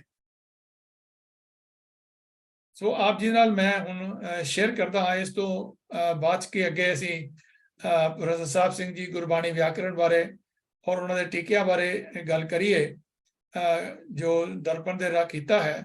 ਪ੍ਰੋਫੈਸਰ ਸਾਹਿਬ ਸਿੰਘ ਜੀ ਨੇ ਜਿਹੜੀ ਮਿਹਨਤ ਕੀਤੀ ਹੈ ਉਹ ਆਪ ਜੀ ਨਾਲ ਮੈਂ ਸਾਂਝੀ ਕਰ ਰਿਹਾ ਹਾਂ ਕਿ ਪ੍ਰੋਫੈਸਰ ਸਾਹਿਬ ਨੇ ਜਪਜੀ ਸਾਹਿਬ ਸਟੀਕ ਲਿਖਿਆ ਹੈ ਪੰਜਾਬੀ ਵਿੱਚ। ਜੀਵਨ ਬਰਤਾਂਤ ਸ੍ਰੀ ਗੁਰੂ ਹਰਿਰਾਏ ਸਾਹਿਬ ਜੀ ਤੇ ਸ੍ਰੀ ਗੁਰੂ ਹਰਕ੍ਰਿਸ਼ਨ ਸਾਹਿਬ ਜੀ ਇਹ ਪੰਜਾਬੀ ਵਿੱਚ ਲਿਖਿਆ ਹੈ। ਦਰਪਣ ਸ੍ਰੀ ਗੁਰੂ ਗ੍ਰੰਥ ਸਾਹਿਬ ਜੀ ਸੰਪੂਰਨ ਲਿਖਿਆ ਹੈ, ਹਿੰਦੀ ਵਿੱਚ ਵੀ ਲਿਖਿਆ ਹੈ, ਪੰਜਾਬੀ ਵਿੱਚ ਵੀ ਲਿਖਿਆ ਹੈ। ਬਾਣੀ ਭਗਤ ਰਵਿਦਾਸ ਜੀ ਦਾ ਟੀਕਾ ਹਿੰਦੀ 'ਚ ਕੀਤਾ ਹੈ। ਸਿਮਰਨ ਦੀਆਂ ਬਰਕਤਾਂ ਪੰਜਾਬੀ ਵਿੱਚ ਪ੍ਰੋਫੈਸਰ ਸਾਹਿਬ ਨੇ ਕੀਤੀ ਹੈ। ਸ੍ਰੀ ਗੁਰੂ ਗ੍ਰੰਥ ਸਾਹਿਬ ਦਰਪਣ ਪੋਥੀ ਚੌਥੀ, ਪੰਜਵੀਂ, ਛੇਵੀਂ ਇਹ 10 ਪੋਥੀਆਂ ਵੀ ਪ੍ਰੋਫੈਸਰ ਸਾਹਿਬ ਜੀ ਨੇ ਜਿਹੜੀ ਆ ਪੰਜਾਬੀ ਦੇ ਵਿੱਚ ਜਿਹੜੀ ਇਹਦੀ ਟ੍ਰਾਂਸਲੇਸ਼ਨ ਸਾਡੇ ਸਾਹਮਣੇ ਰੱਖੀ ਹੈ ਔਰ ਇਹਦੀਆਂ 10 ਵੋਲੀਅਮ ਜਿਹੜੀਆਂ ਹਨ ਉਹ ਬਾਜ਼ਾਰ ਦੇ ਵਿੱਚ ਸਿੰਘ ਬ੍ਰਦਰ ਤੋਂ ਮਿਲਦੀਆਂ ਹਨ। ਤੋਂ ਇਸ ਤੋਂ ਬਾਅਦ ਸ਼ਲੋਕ ਤੇ ਸ਼ਬਦ ਫਰੀਦ ਜੀ ਦੇ ਵੀ ਪੰਜਾਬੀ ਦੇ ਵਿੱਚ ਪ੍ਰੋਫੈਸਰ ਸਾਹਿਬ ਸਿੰਘ ਜੀ ਨੇ ਸਟੀਕ ਲਿਖਿਆ ਹੈ। ਸ਼ਲੋਕ ਕਬੀਰ ਜੀ ਦਾ ਸਟੀਕ ਵੀ ਪੰਜਾਬੀ ਵਿੱਚ ਪ੍ਰੋਫੈਸਰ ਸਾਹਿਬ ਨੇ ਲਿਖਿਆ ਹੈ। ਸ਼ਲੋਕ ਗੁਰੂ ਅੰਗਦ ਸਾਹਿਬ ਜੀ ਦਾ ਸਟੀਕ ਵੀ ਪ੍ਰੋਫੈਸਰ ਸਾਹਿਬ ਜੀ ਨੇ ਲਿਖਿਆ ਹੈ। ਆਪ ਅੰਦਾਜ਼ਾ ਲਗਾਈ ਜਾਣਾ ਕਿ ਇੱਕ ਕਿਤਾਬ ਲਿਖਣ ਲੱਗਿਆ ਕਿੰਨੀ ਮਿਹਨਤ ਚਾਹੀਦੀ ਹੈ ਉਸ ਦੇ ਕਨਸੈਪਟ ਵਾਸਤੇ, ਫਿਰ ਉਸ ਨੂੰ ਹੱਥੀਂ ਲਿਖ ਕੇ ਫਿਰ ਉਸ ਨੂੰ ਛਪਵਾਉਣਾ, ਇਹ ਸਾਰੇ ਕਿੰਨੇ ਉਦਮ ਹਨ। ਉਸ ਵਾਸਤੇ ਫੰਡਸ ਵਗੈਰਾ ਦਾ ਇੰਤਜ਼ਾਮ ਵੀ ਕਰਨਾ। ਸਿਮਰਨ ਦੀਆਂ ਬਰਕਤਾਂ ਜਿਵੇਂ ਅਸੀਂ ਆਮ ਹੀ ਜ਼ਿਕਰ ਕਰਦੇ ਹਾਂ, ਪ੍ਰੋਫੈਸਰ ਸਾਹਿਬ ਜੀ ਸਿੰਘ ਦੀ ਇਸ ਕਿਤਾਬ ਤੋਂ ਸੇਧ ਲੈਂਦੇ ਹਾਂ ਜਦੋਂ ਅਸੀਂ ਸਿਮਰਨ ਦੇ ਬਾਰੇ ਗੱਲ ਕਰਦੇ ਹਾਂ। ਤਾਂ ਇਹ ਵੀ ਪੰਜਾਬੀ ਵਿੱਚ ਪ੍ਰੋਫੈਸਰ ਸਾਹਿਬ ਸਿੰਘ ਜੀ ਨੇ ਛਾਪੀ ਹੈ। ਸਿੱਧ ਗੋਸ਼ਟ ਜਿਹੜੀ ਬੜੀ ਹੀ ਸਿਧਾਂਤਕ ਗੁਰੂ ਨਾਨਕ ਪਾਤਸ਼ਾਹ ਜੀ ਦੀ ਰਚਨਾ ਹੈ, ਉਸ ਨੂੰ ਪੰਜਾਬੀ ਵਿੱਚ ਵੀ ਉਸ ਦਾ ਟੀਕਾ ਪ੍ਰੋਫੈਸਰ ਸਾਹਿਬ ਸਿੰਘ ਜੀ ਨੇ ਕੀਤਾ ਹੈ। ਫਿਰ ਰਾਮਕਲੀ ਵਿਸਤੇ ਬਲਵੰਤ ਦੀ ਜੋ ਵਾਰ ਹੈ, ਇਸ ਦਾ ਵੀ ਟੀਕਾ ਪ੍ਰੋਫੈਸਰ ਸਾਹਿਬ ਸਿੰਘ ਜੀ ਨੇ ਪੰਜਾਬੀ 'ਚ ਕੀਤਾ ਹੈ। ਸਰਬੱਤ ਦਾ ਭਲਾ, ਜਿਵੇਂ ਵੀਰ ਜੀ ਹੁਣੇ ਗੱਲ ਕਰ ਰਹੇ ਸਨ ਕਿ ਇਹ ਇੱਕ ਬੜਾ ਵਧੀਆ ਲੇਖ ਹੈ ਜਿਹੜਾ ਪ੍ਰੋਫੈਸਰ ਸਾਹਿਬ ਸਿੰਘ ਜੀ ਨੇ ਲਿਖਿਆ ਹੈ। ਇਹਨੂੰ ਪੜ੍ਹ ਕੇ ਵੀ ਬਹੁਤ ਗੱਲਾਂ ਸਿੱਖਣ ਨੂੰ ਮਿਲਦੀਆਂ ਹਨ। ਸਾਧ ਸਟੀਕ ਕਿ ਇਸ ਵੇਲੇ ਬਾਬਾ ਅਮਰਦਾਸ ਜੀ ਜਿਹੜੇ ਹਨ ਉਹ ਚੜ੍ਹਾਈ ਕਰਦੇ ਹਨ, ਤਾਂ ਉਸ ਵੇਲੇ ਜੋ ਬਾਣੀ ਸੱਧ ਲਿਖੀ ਗਈ ਹੈ ਬਾਬਾ ਸੁੰਦਰ ਸਿੰਘ ਜੀ ਵੱਲੋਂ ਔਰ ਗੁਰੂ ਗ੍ਰੰਥ ਸਾਹਿਬ ਵਿੱਚ ਉਪਲਬਧ ਹੈ, ਉਸ ਦਾ ਟੀਕਾ ਵੀ ਪ੍ਰੋਫੈਸਰ ਸਾਹਿਬ ਸਿੰਘ ਜੀ ਨੇ ਪੰਜਾਬੀ ਭਾਸ਼ਾ ਵਿੱਚ ਕੀਤਾ ਹੈ। ਫਿਰ ਸਦਾਚਾਰਕ ਲੇਖ ਲਿਖੇ ਹਨ, ਜਿਵੇਂ ਮੈਂ ਹੁਣੇ ਗੱਲ ਕੀਤੀ ਹੈ ਕਿ ਪ੍ਰੋਫੈਸਰ ਸਾਹਿਬ ਜੀ ਨੇ ਸਰਬੱਤ ਦਾ ਭਲਾ ਲਿਖਿਆ ਹੈ, ਇਸ ਤਰ੍ਹਾਂ ਸਦਾਚਾਰਕ ਲੇਖ ਵੀ ਲਿਖੇ ਹਨ। ਇਸ ਦੇ ਨਾਲ ਹੀ ਸੰਗਤਾਂ ਦੇ ਹੈਲਪ ਵਾਸਤੇ ਨਿਤਨੇਮ ਸਟੀਕ ਵੀ ਉਹਨਾਂ ਨੇ ਕੀਤਾ ਪੰਜਾਬੀ ਦੇ ਅੰਦਰ, ਕਿ ਜਿਹਦੇ ਨਾਲ ਨਿਤਨੇਮ ਵਾਲੇ ਕਰਨ ਵਾਲੀ ਸੰਗਤ ਜਿਹੜੀ ਹੈ ਉਹ ਉਸਦੇ ਅਰਥ ਬੋਧ ਨੂੰ ਸਮਝ ਕੇ ਨਿਤਾ ਪ੍ਰਤੀ ਗੁਰਬਾਣੀ ਦੇ ਅਰਥਾਂ ਨਾਲ ਜੁੜ ਸਕੇ। ਫਿਰ ਜੀਵਨ ਬਰਤਾਂਤ ਸ੍ਰੀ ਗੁਰੂ ਗੋਬਿੰਦ ਸਿੰਘ ਜੀ ਵੀ ਆਪ ਜੀ ਨੇ ਪੰਜਾਬੀ ਵਿੱਚ ਲਿਖਿਆ ਹੈ। ਜਪਜੀ ਸਟੀਕ ਜਿਵੇਂ ਹਿੰਦੀ 'ਚ ਲਿਖਿਆ ਹੈ, ਉਸ ਤਰ੍ਹਾਂ ਪ੍ਰੋਫੈਸਰ ਸਾਹਿਬ ਜੀ ਨੇ ਪੰਜਾਬੀ ਵਿੱਚ ਵੀ ਲਿਖਿਆ ਹੈ। ਜਾਪ ਸਾਹਿਬ ਸਟੀਕ ਵੀ ਪੰਜਾਬੀ ਵਿੱਚ ਲਿਖਿਆ ਹੈ ਔਰ ਗੁਰੂ ਗ੍ਰੰਥ ਸਾਹਿਬ ਦਰਪਣ ਜੀ ਮੈਂ ਉੱਪਰ ਬੇਨਤੀ ਕੀਤੀ ਹੈ, ਇਹ ਵੀ ਸਾਨੂੰ ਇੱਕ ਵੋਲੀਅਮ ਦੇ ਵਿੱਚ ਜਿਹੜਾ ਹੈ ਨੈਟ ਦੇ ਉੱਪਰ ਉਪਲਬਧ ਹੈ ਪੰਜਾਬੀ ਵਿੱਚ। ਗੁਰੂ ਇਤਿਹਾਸ ਪਾਤਸ਼ਾਹੀ 2 ਤੋਂ 9 ਤੱਕ ਵੀ ਪ੍ਰੋਫੈਸਰ ਸਾਹਿਬ ਸਿੰਘ ਜੀ ਨੇ ਪੰਜਾਬੀ 'ਚ ਲਿਖਿਆ ਹੈ। ਗੁਰਬਾਣੀ ਤੇ ਸਿੱਖ ਇਤਿਹਾਸ ਬਾਰੇ ਇਹ ਪ੍ਰੋਫੈਸਰ ਸਾਹਿਬ ਦੀ ਬੜੀ ਇੰਪੋਰਟੈਂਟ ਕਿਤਾਬ ਹੈ, ਜਿਹਦੇ ਅੰਦਰ ਗੁਰਬਾਣੀ ਕਿਵੇਂ ਇਕੱਤਰ ਕੀਤੀ ਗਈ, ਕਿਸਨੇ ਇਕੱਤਰ ਕੀਤੀ ਔਰ ਸੀਨਾ ਪਸੀਨਾ ਉਸ ਨੂੰ ਕਿਵੇਂ ਪੰਜਵੇਂ ਪਾਤਸ਼ਾਹ ਤੱਕ ਉਹਨੂੰ ਪਹੁੰਚੀ। ਔਰ ਕਈ ਭੁਲੇਖੇ ਜਿਹੜੇ ਪਾਏ ਜਾਂਦੇ ਹਨ ਕਿ ਗੁਰਬਾਣੀ ਜਿਹੜੀ ਹੈ ਗੁਰੂ ਅਮਰਦਾਸ ਜੀ ਨੇ ਇਕੱਠੀ, ਗੁਰੂ ਅੰਗਦ ਦੇਵ ਜੀ ਨੇ ਇਕੱਠੀ ਕੀਤੀ ਔਰ ਗੁਰੂ ਨਾਨਕ ਦੇਵ ਜੀ ਨੇ ਇਕੱਠੀ ਨਹੀਂ ਕੀਤੀ। तो ये सारे ਜਿਹੜੇ ਢਕੌਂਸਲੇ ਹਨ ਇਹਨਾਂ ਦਾ ਜਵਾਬ ਗੁਰਬਾਣੀ ਤੇ ਸਿੱਖ ਇਤਿਹਾਸ ਬਾਰੇ ਕਿਤਾਬ ਜੋ ਹੈ ਉਹਦੇ ਵਿੱਚ ਸਾਨੂੰ ਮਿਲ ਜਾਂਦੇ ਹਨ। तो मैं बेनती करांगा कि सानू सारिਆਂ ਨੂੰ ਇਹ ਪੁਸਤਕਾਂ ਜ਼ਰੂਰ ਪੜ੍ਹਨ ਦੀ ਲੋੜ ਹੈ। ਫਿਰ ਸਭ ਤੋਂ ਇੰਪੋਰਟੈਂਟ ਜਿਹੜੀ ਅਸੀਂ ਗੱਲ ਅੱਜ ਗੁਰਬਾਣੀ ਵਿਆਕਰਣ ਦੀ ਕਰਦੇ ਹਾਂ ਉਹ ਵੀ ਪ੍ਰੋਫੈਸਰ ਸਾਹਿਬ ਸਿੰਘ ਜੀ ਨੇ ਪੰਜਾਬੀ ਦੇ ਵਿੱਚ ਜਿਹੜੀ ਹੈ ਉਹ ਛਾਪੀ ਹੈ। ਧਰਮ ਤੇ ਸਦਾਚਾਰ ਇਹ ਕਿਤਾਬ ਵੀ ਬੜੀ ਪੜ੍ਹਨ ਵਾਲੀ ਹੈ। ਇਹਦੇ ਵਿੱਚ ਵੀ ਸਾਡੇ ਜੀਵਨ ਦੇ ਵਿੱਚ ਧਰਮ ਤੇ ਸਾਡਾ ਬਿਹੇਵੀਅਰ ਪੈਟਰਨ ਕੀ ਹੋਣਾ ਚਾਹੀਦਾ ਹੈ ਉਹ ਇਹਦੇ ਵਿੱਚੋਂ ਸਾਨੂੰ ਮਿਲਦਾ ਹੈ, ਪੰਜਾਬੀ ਵਿੱਚ ਛਪੀ ਹੈ। ਫਿਰ ਬੁਰਾਈ ਦਾ ਟਾਕਰਾ ਸਾਡੀ ਜ਼ਿੰਦਗੀ ਦੇ ਵਿੱਚ ਕਈ ਜਿਹੜੀਆਂ ਹਨ ਮੁਸ਼ਕਲਾਂ ਆਉਂਦੀਆਂ ਹਨ, ਬੁਰਾਈਆਂ ਆਉਂਦੀਆਂ ਹਨ, ਉਹ ਬੁਰਾਈਆਂ ਨੂੰ ਕਿਵੇਂ ਅਸੀਂ ਉਹਦਾ ਟਾਕਰਾ ਕਰਨਾ ਹੈ ਤਾਂ ਕਿ ਸਾਡੇ ਮਨ ਦੇ ਉੱਪਰ ਉਹ ਹਾਵੀ ਨਾ ਹੋ ਸਕਣ, ਤੇ ਵੀ ਪੰਜਾਬੀ ਵਿੱਚ ਛਪੀ ਹੈ। ਭਗਤ ਬਾਣੀ ਸਟੀਕ ਜਿਹੜੀ ਹੈ ਉਹ Bhagat part 1, part 3, part 4, part 2, part 5 ਤੋਂ 5 ਪਾਰਟ ਜਿਹੜੇ ਹਨ ਭਗਤ ਬਾਣੀ ਸਟੀਕ ਦੇ ਪ੍ਰੋਫੈਸਰ ਸਾਹਿਬ ਸਿੰਘ ਜੀ ਨੇ ਪੰਜਾਬੀ ਵਿੱਚ ਲਿਖੇ ਹਨ, ਜਿਹਦੇ ਤਕਰੀਬਨ ਸਾਰੇ ਹੀ ਭਗਤਾਂ ਦੀ ਬਾਣੀ ਦੇ ਅਰਥ ਜਿਹੜੇ ਹਨ ਕੀਤੇ ਹੋਏ ਹਨ। ਫਿਰ 12 ਮਾਹ ਤੁਖਾਰੀ ਤੇ ਮਾਝ ਇੱਕੋ ਹੀ ਕਿਤਾਬ ਦੇ ਅੰਦਰ ਪ੍ਰੋਫੈਸਰ ਸਾਹਿਬ ਜੀ ਨੇ 12 ਮਾਹ ਤੁਖਾਰੀ ਔਰ ਮਾਝ ਰਾਗ ਜਿਹੜਾ ਹੈ ਉਹਦੇ ਵਿੱਚ ਪਹਿਲੀ ਪਾਤਸ਼ਾਹੀ ਔਰ ਪੰਜਵੀਂ ਪਾਤਸ਼ਾਹੀ ਦੇ ਇਸ ਰਚਨਾ ਦੇ ਜਿਹੜੇ ਹਨ ਉਹ ਅਰਥ ਕੀਤੇ ਹਨ। तो ਇਹ ਵੀ ਬੜੀ ਇੰਪੋਰਟੈਂਟ ਹੈ ਸਾਡੇ ਵਾਸਤੇ ਪੜ੍ਹਨ ਲਈ। तो ਮਹੱਲੇ ਨਾਮੇ ਦੇ ਜੋ ਬਾਣੀ ਹੈ ਉਸ ਦਾ ਵੀ ਜਿਹੜਾ ਹੈ ਇਹ ਪ੍ਰੋਫੈਸਰ ਸਾਹਿਬ ਸਿੰਘ ਜੀ ਨੇ ਸਾਡੇ ਸਾਹਮਣੇ ਸਟੀਕ ਲਿਖਿਆ ਹੈ ਪੰਜਾਬੀ ਵਿੱਚ। ਇੱਕ ਹੋਰ ਕਿਤਾਬ ਉਹਨਾਂ ਨੇ ਬੜੀ ਵਧੀਆ ਲਿਖੀ ਹੈ ਜਿਸ ਦੇ ਨਾਲ ਇਤਿਹਾਸਕ ਜਿਹੜੀ ਹੈ ਉਹਦੇ ਪਿਛੋਕੜ ਹੈ ਕਿ ਬਬਾਣੀਆਂ ਕਹਾਣੀਆਂ, ਜਿਹੜੀ ਅਸੀਂ ਕਹਿੰਦੇ ਹਾਂ ਬਬਾਣੀਆਂ ਕਹਾਣੀਆਂ ਪੁੱਤ ਕਰੈਣ, ਆਪਣੇ ਬਜ਼ੁਰਗਾਂ ਦੀਆਂ ਆਪਣੇ ਬਾਬਿਆਂ ਦੀਆਂ ਜੋ ਉਪਲਬਧੀਆਂ ਹਨ, ਜੋ ਪ੍ਰਾਪਤੀਆਂ ਹਨ, ਉਹਨਾਂ ਨੂੰ ਹਮੇਸ਼ਾ ਯਾਦ ਰੱਖਣਾ ਚਾਹੀਦਾ ਹੈ। तो ਇਹ ਵੀ ਕਿਤਾਬ ਜਿਹੜੀ ਪੜ੍ਹਨ ਵਾਲੀ ਹੈ। ਫਿਰ ਸ੍ਰੀ ਗੁਰੂ ਗ੍ਰੰਥ ਸਾਹਿਬ ਜੀ ਦੇ ਬਾਰੇ ਆਦ ਬੀੜ ਜਿਹੜੀ ਪ੍ਰੋਫੈਸਰ ਆਪਣਾ ਭਾਈ ਗੁਰਦਾਸ ਜੀ ਨੇ ਜਿਹੜੀ ਲਿਖੀ ਸੀ ਉਹ ਵੀ ਇਸ ਆਦ ਬੀੜ ਦੇ ਵਿੱਚ ਪੂਰਾ ਹੀ ਡਿਟੇਲ ਜਿਹੜੀ ਹੈ ਉਹ ਦਿੱਤੀ ਹੈ, ਬਾਕੀ ਬੇੜਾਂ ਦੇ ਨਾਲ ਵੀ ਉਹਦਾ ਕੰਪੈਰੀਜ਼ਨ ਕੀਤਾ ਹੈ। तो ਇਹ ਬੜੀ ਇੰਪੋਰਟੈਂਟ ਜਿਹੜੀ ਕਿਤਾਬ ਹੈ। ਇੱਕ ਆਦ ਸ੍ਰੀ ਗੁਰੂ ਗ੍ਰੰਥ ਸਾਹਿਬ ਦਾ ਵੀ ਹਿੰਦੀ ਦੇ ਅੰਦਰ ਭਾਗ ਜਿਹੜਾ ਹੈ ਉਹਨਾਂ ਨੇ ਪ੍ਰੋਫੈਸਰ ਸਾਹਿਬ ਸਿੰਘ ਜੀ ਨੇ ਕੀਤਾ ਹੈ। 1, 2, 3 ਪਹਿਲਾ 5, 4 तो इस तरह 4 वॉल्यूम ਦੇ ਅੰਦਰ ਹਿੰਦੀ ਵਿੱਚ ਵੀ ਜਿਹੜੀ ਹੈ ਗੁਰੂ ਗ੍ਰੰਥ ਸਾਹਿਬ ਦਾ ਦਰਪਣ ਦੇ ਬਰਾਬਰ ਹੀ ਇਹਨਾਂ ਨੇ 4 ਵॉल्यूम ਵਿੱਚ ਕੀਤਾ ਹੈ। ਫਿਰ ਜਪਜੀ ਸਾਹਿਬ ਦਾ ਟੀਕਾ ਹਿੰਦੀ ਵਿੱਚ ਵੀ ਹੈ। ਫਿਰ ਆਸਾ ਕੀ ਆਵਾਜ਼ ਜਿਹੜੀ ਰੋਜ਼ਾਨਾ ਤਕਰੀਬਨ ਸਾਰੇ ਗੁਰਦੁਆਰਿਆਂ ਵਿੱਚ ਪੜ੍ਹੀ ਜਾਂਦੀ ਹੈ, ਕਿਤੇ ਪੂਰੀ ਪੜ੍ਹੀ ਸੰਪੂਰਨ ਪੜ੍ਹੀ ਜਾਂਦੀ ਹੈ, ਕਿਤੇ ਅੱਧੀ ਪੜ੍ਹੀ ਜਾਂਦੀ ਹੈ। तो उसका टीका भी प्रसाद ਸਾਹਿਬ ਸਿੰਘ ਜੀ ਨੇ ਹਿੰਦੀ ਵਿੱਚ ਕੀਤਾ ਹੈ। ਸਿੱਖ ਪੰਥ ਦਾ ਮਹਾਨ ਜਰਨੈਲ ਬਾਬਾ ਬੰਦਾ ਸਿੰਘ ਬਹਾਦਰ ਜਿਸ ਦੀ ਵਿਚਾਰ ਵੀ ਰਣਜੀਤ ਸਿੰਘ ਜੀ ਕਰ ਰਹੇ ਹਨ, ਉਹ ਵੀ ਪੰਜਾਬੀ ਦੇ ਅੰਦਰ ਪ੍ਰਸਾਦ ਸਾਹਿਬ ਸਿੰਘ ਜੀ ਨੇ ਆਪਣੀ ਇਹ ਪੁਸਤਕ ਲਿਖੀ ਹੈ। ਫਿਰ ਭਗਤ ਬਾਣੀ ਸਟੀਕ ਅਲੱਗ ਪੰਜਾਬੀ ਵਿੱਚ ਪ੍ਰਸਾਦ ਸਾਹਿਬ ਸਿੰਘ ਜੀ ਨੇ ਲਿਖੀ ਹੈ। ਸ੍ਰੀ ਜਪਜੀ ਸਾਹਿਬ ਦਾ ਸਟੀਕ ਪੰਜਾਬੀ ਵਿੱਚ ਫਿਰ ਉਪਲਬਧ ਹੈ। ਸੂਰਜ ਪ੍ਰਕਾਸ਼ ਦੇ ਵੀ ਪ੍ਰਸਾਦ ਸਾਹਿਬ ਸਿੰਘ ਜੀ ਨੇ ਪੰਜਾਬੀ ਵਿੱਚ ਇਹਦੇ ਅਰਥ ਕੀਤੇ ਹਨ।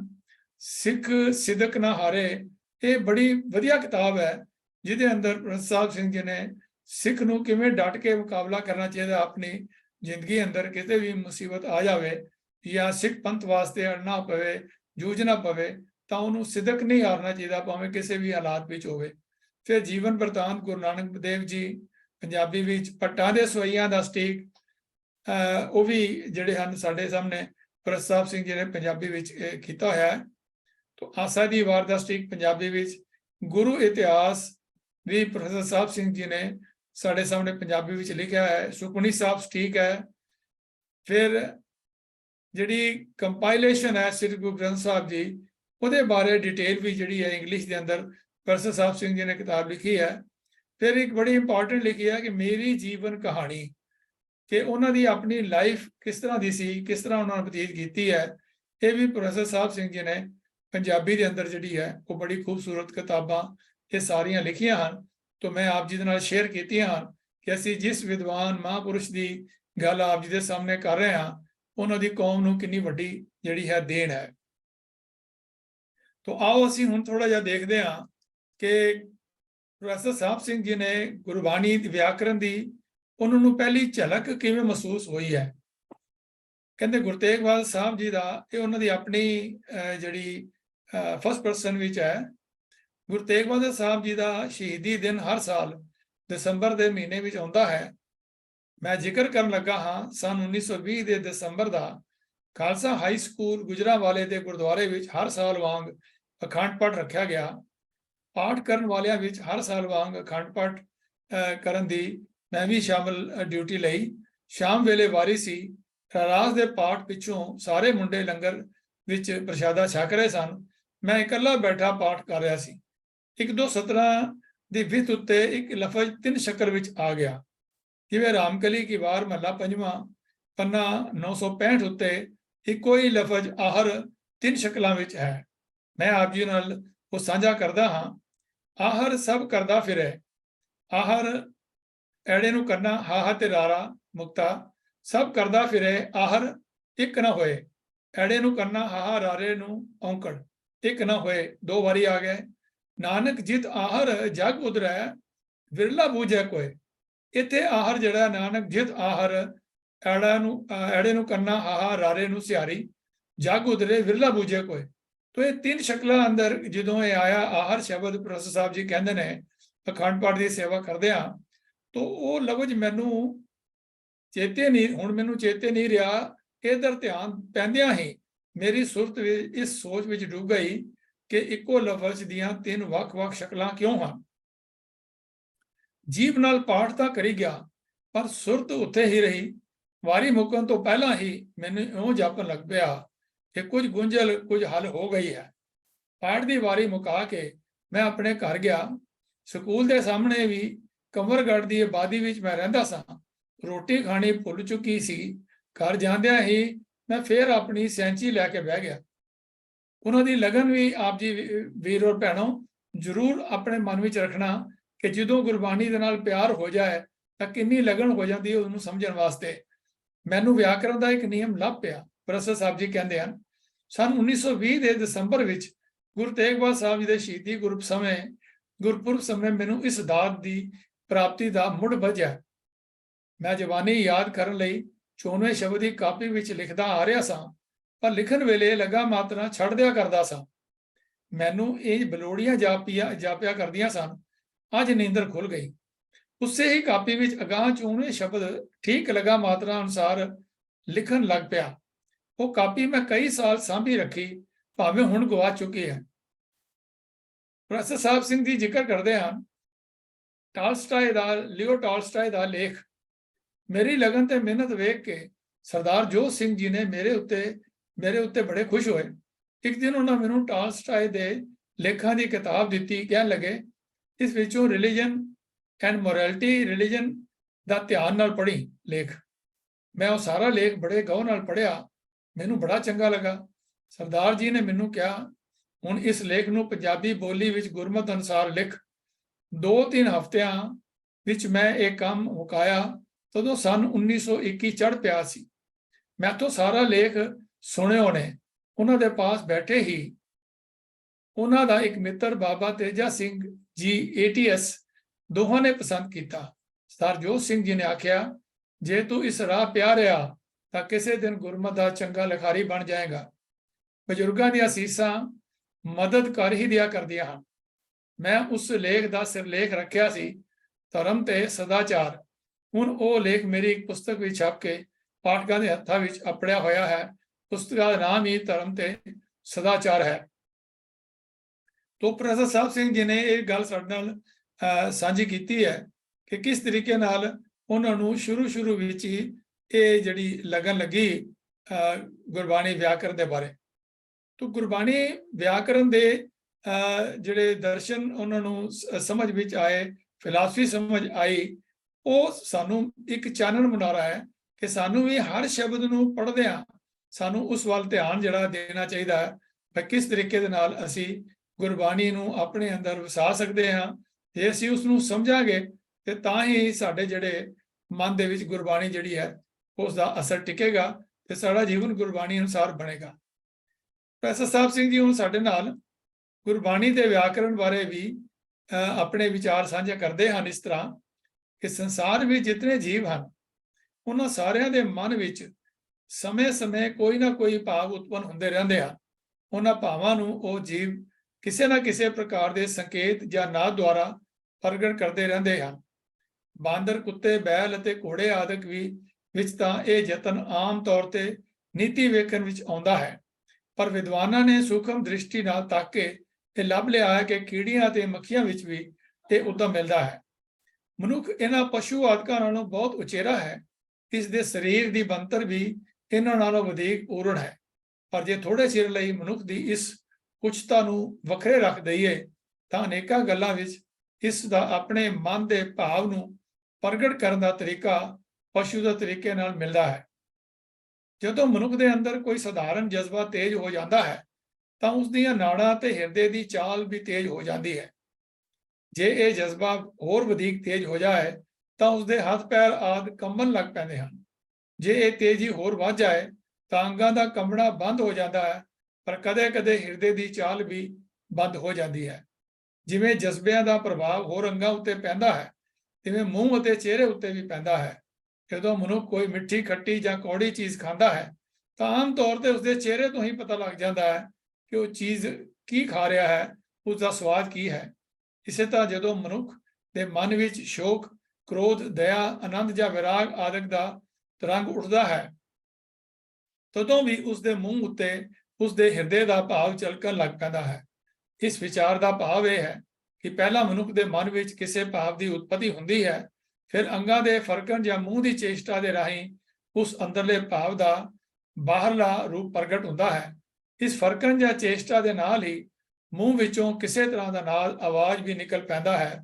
ਜੋ ਪਹਿਲਾ ਭਾਵ ਅੰਗ ਫਰਕਣ ਜਾਂ ਚੇਸ਼ਟਾ, ਉਸ ਦੇ ਪਿੱਛੋਂ ਨਾਦ, ਅਖੀਰ ਵਿੱਚ ਦੂਜੇ ਮਨੁੱਖਾਂ ਪਾਸੋਂ ਸਿੱਖ ਕੇ ਬੋਲੀ ਪ੍ਰਗਟ ਹੁੰਦੀ ਹੈ।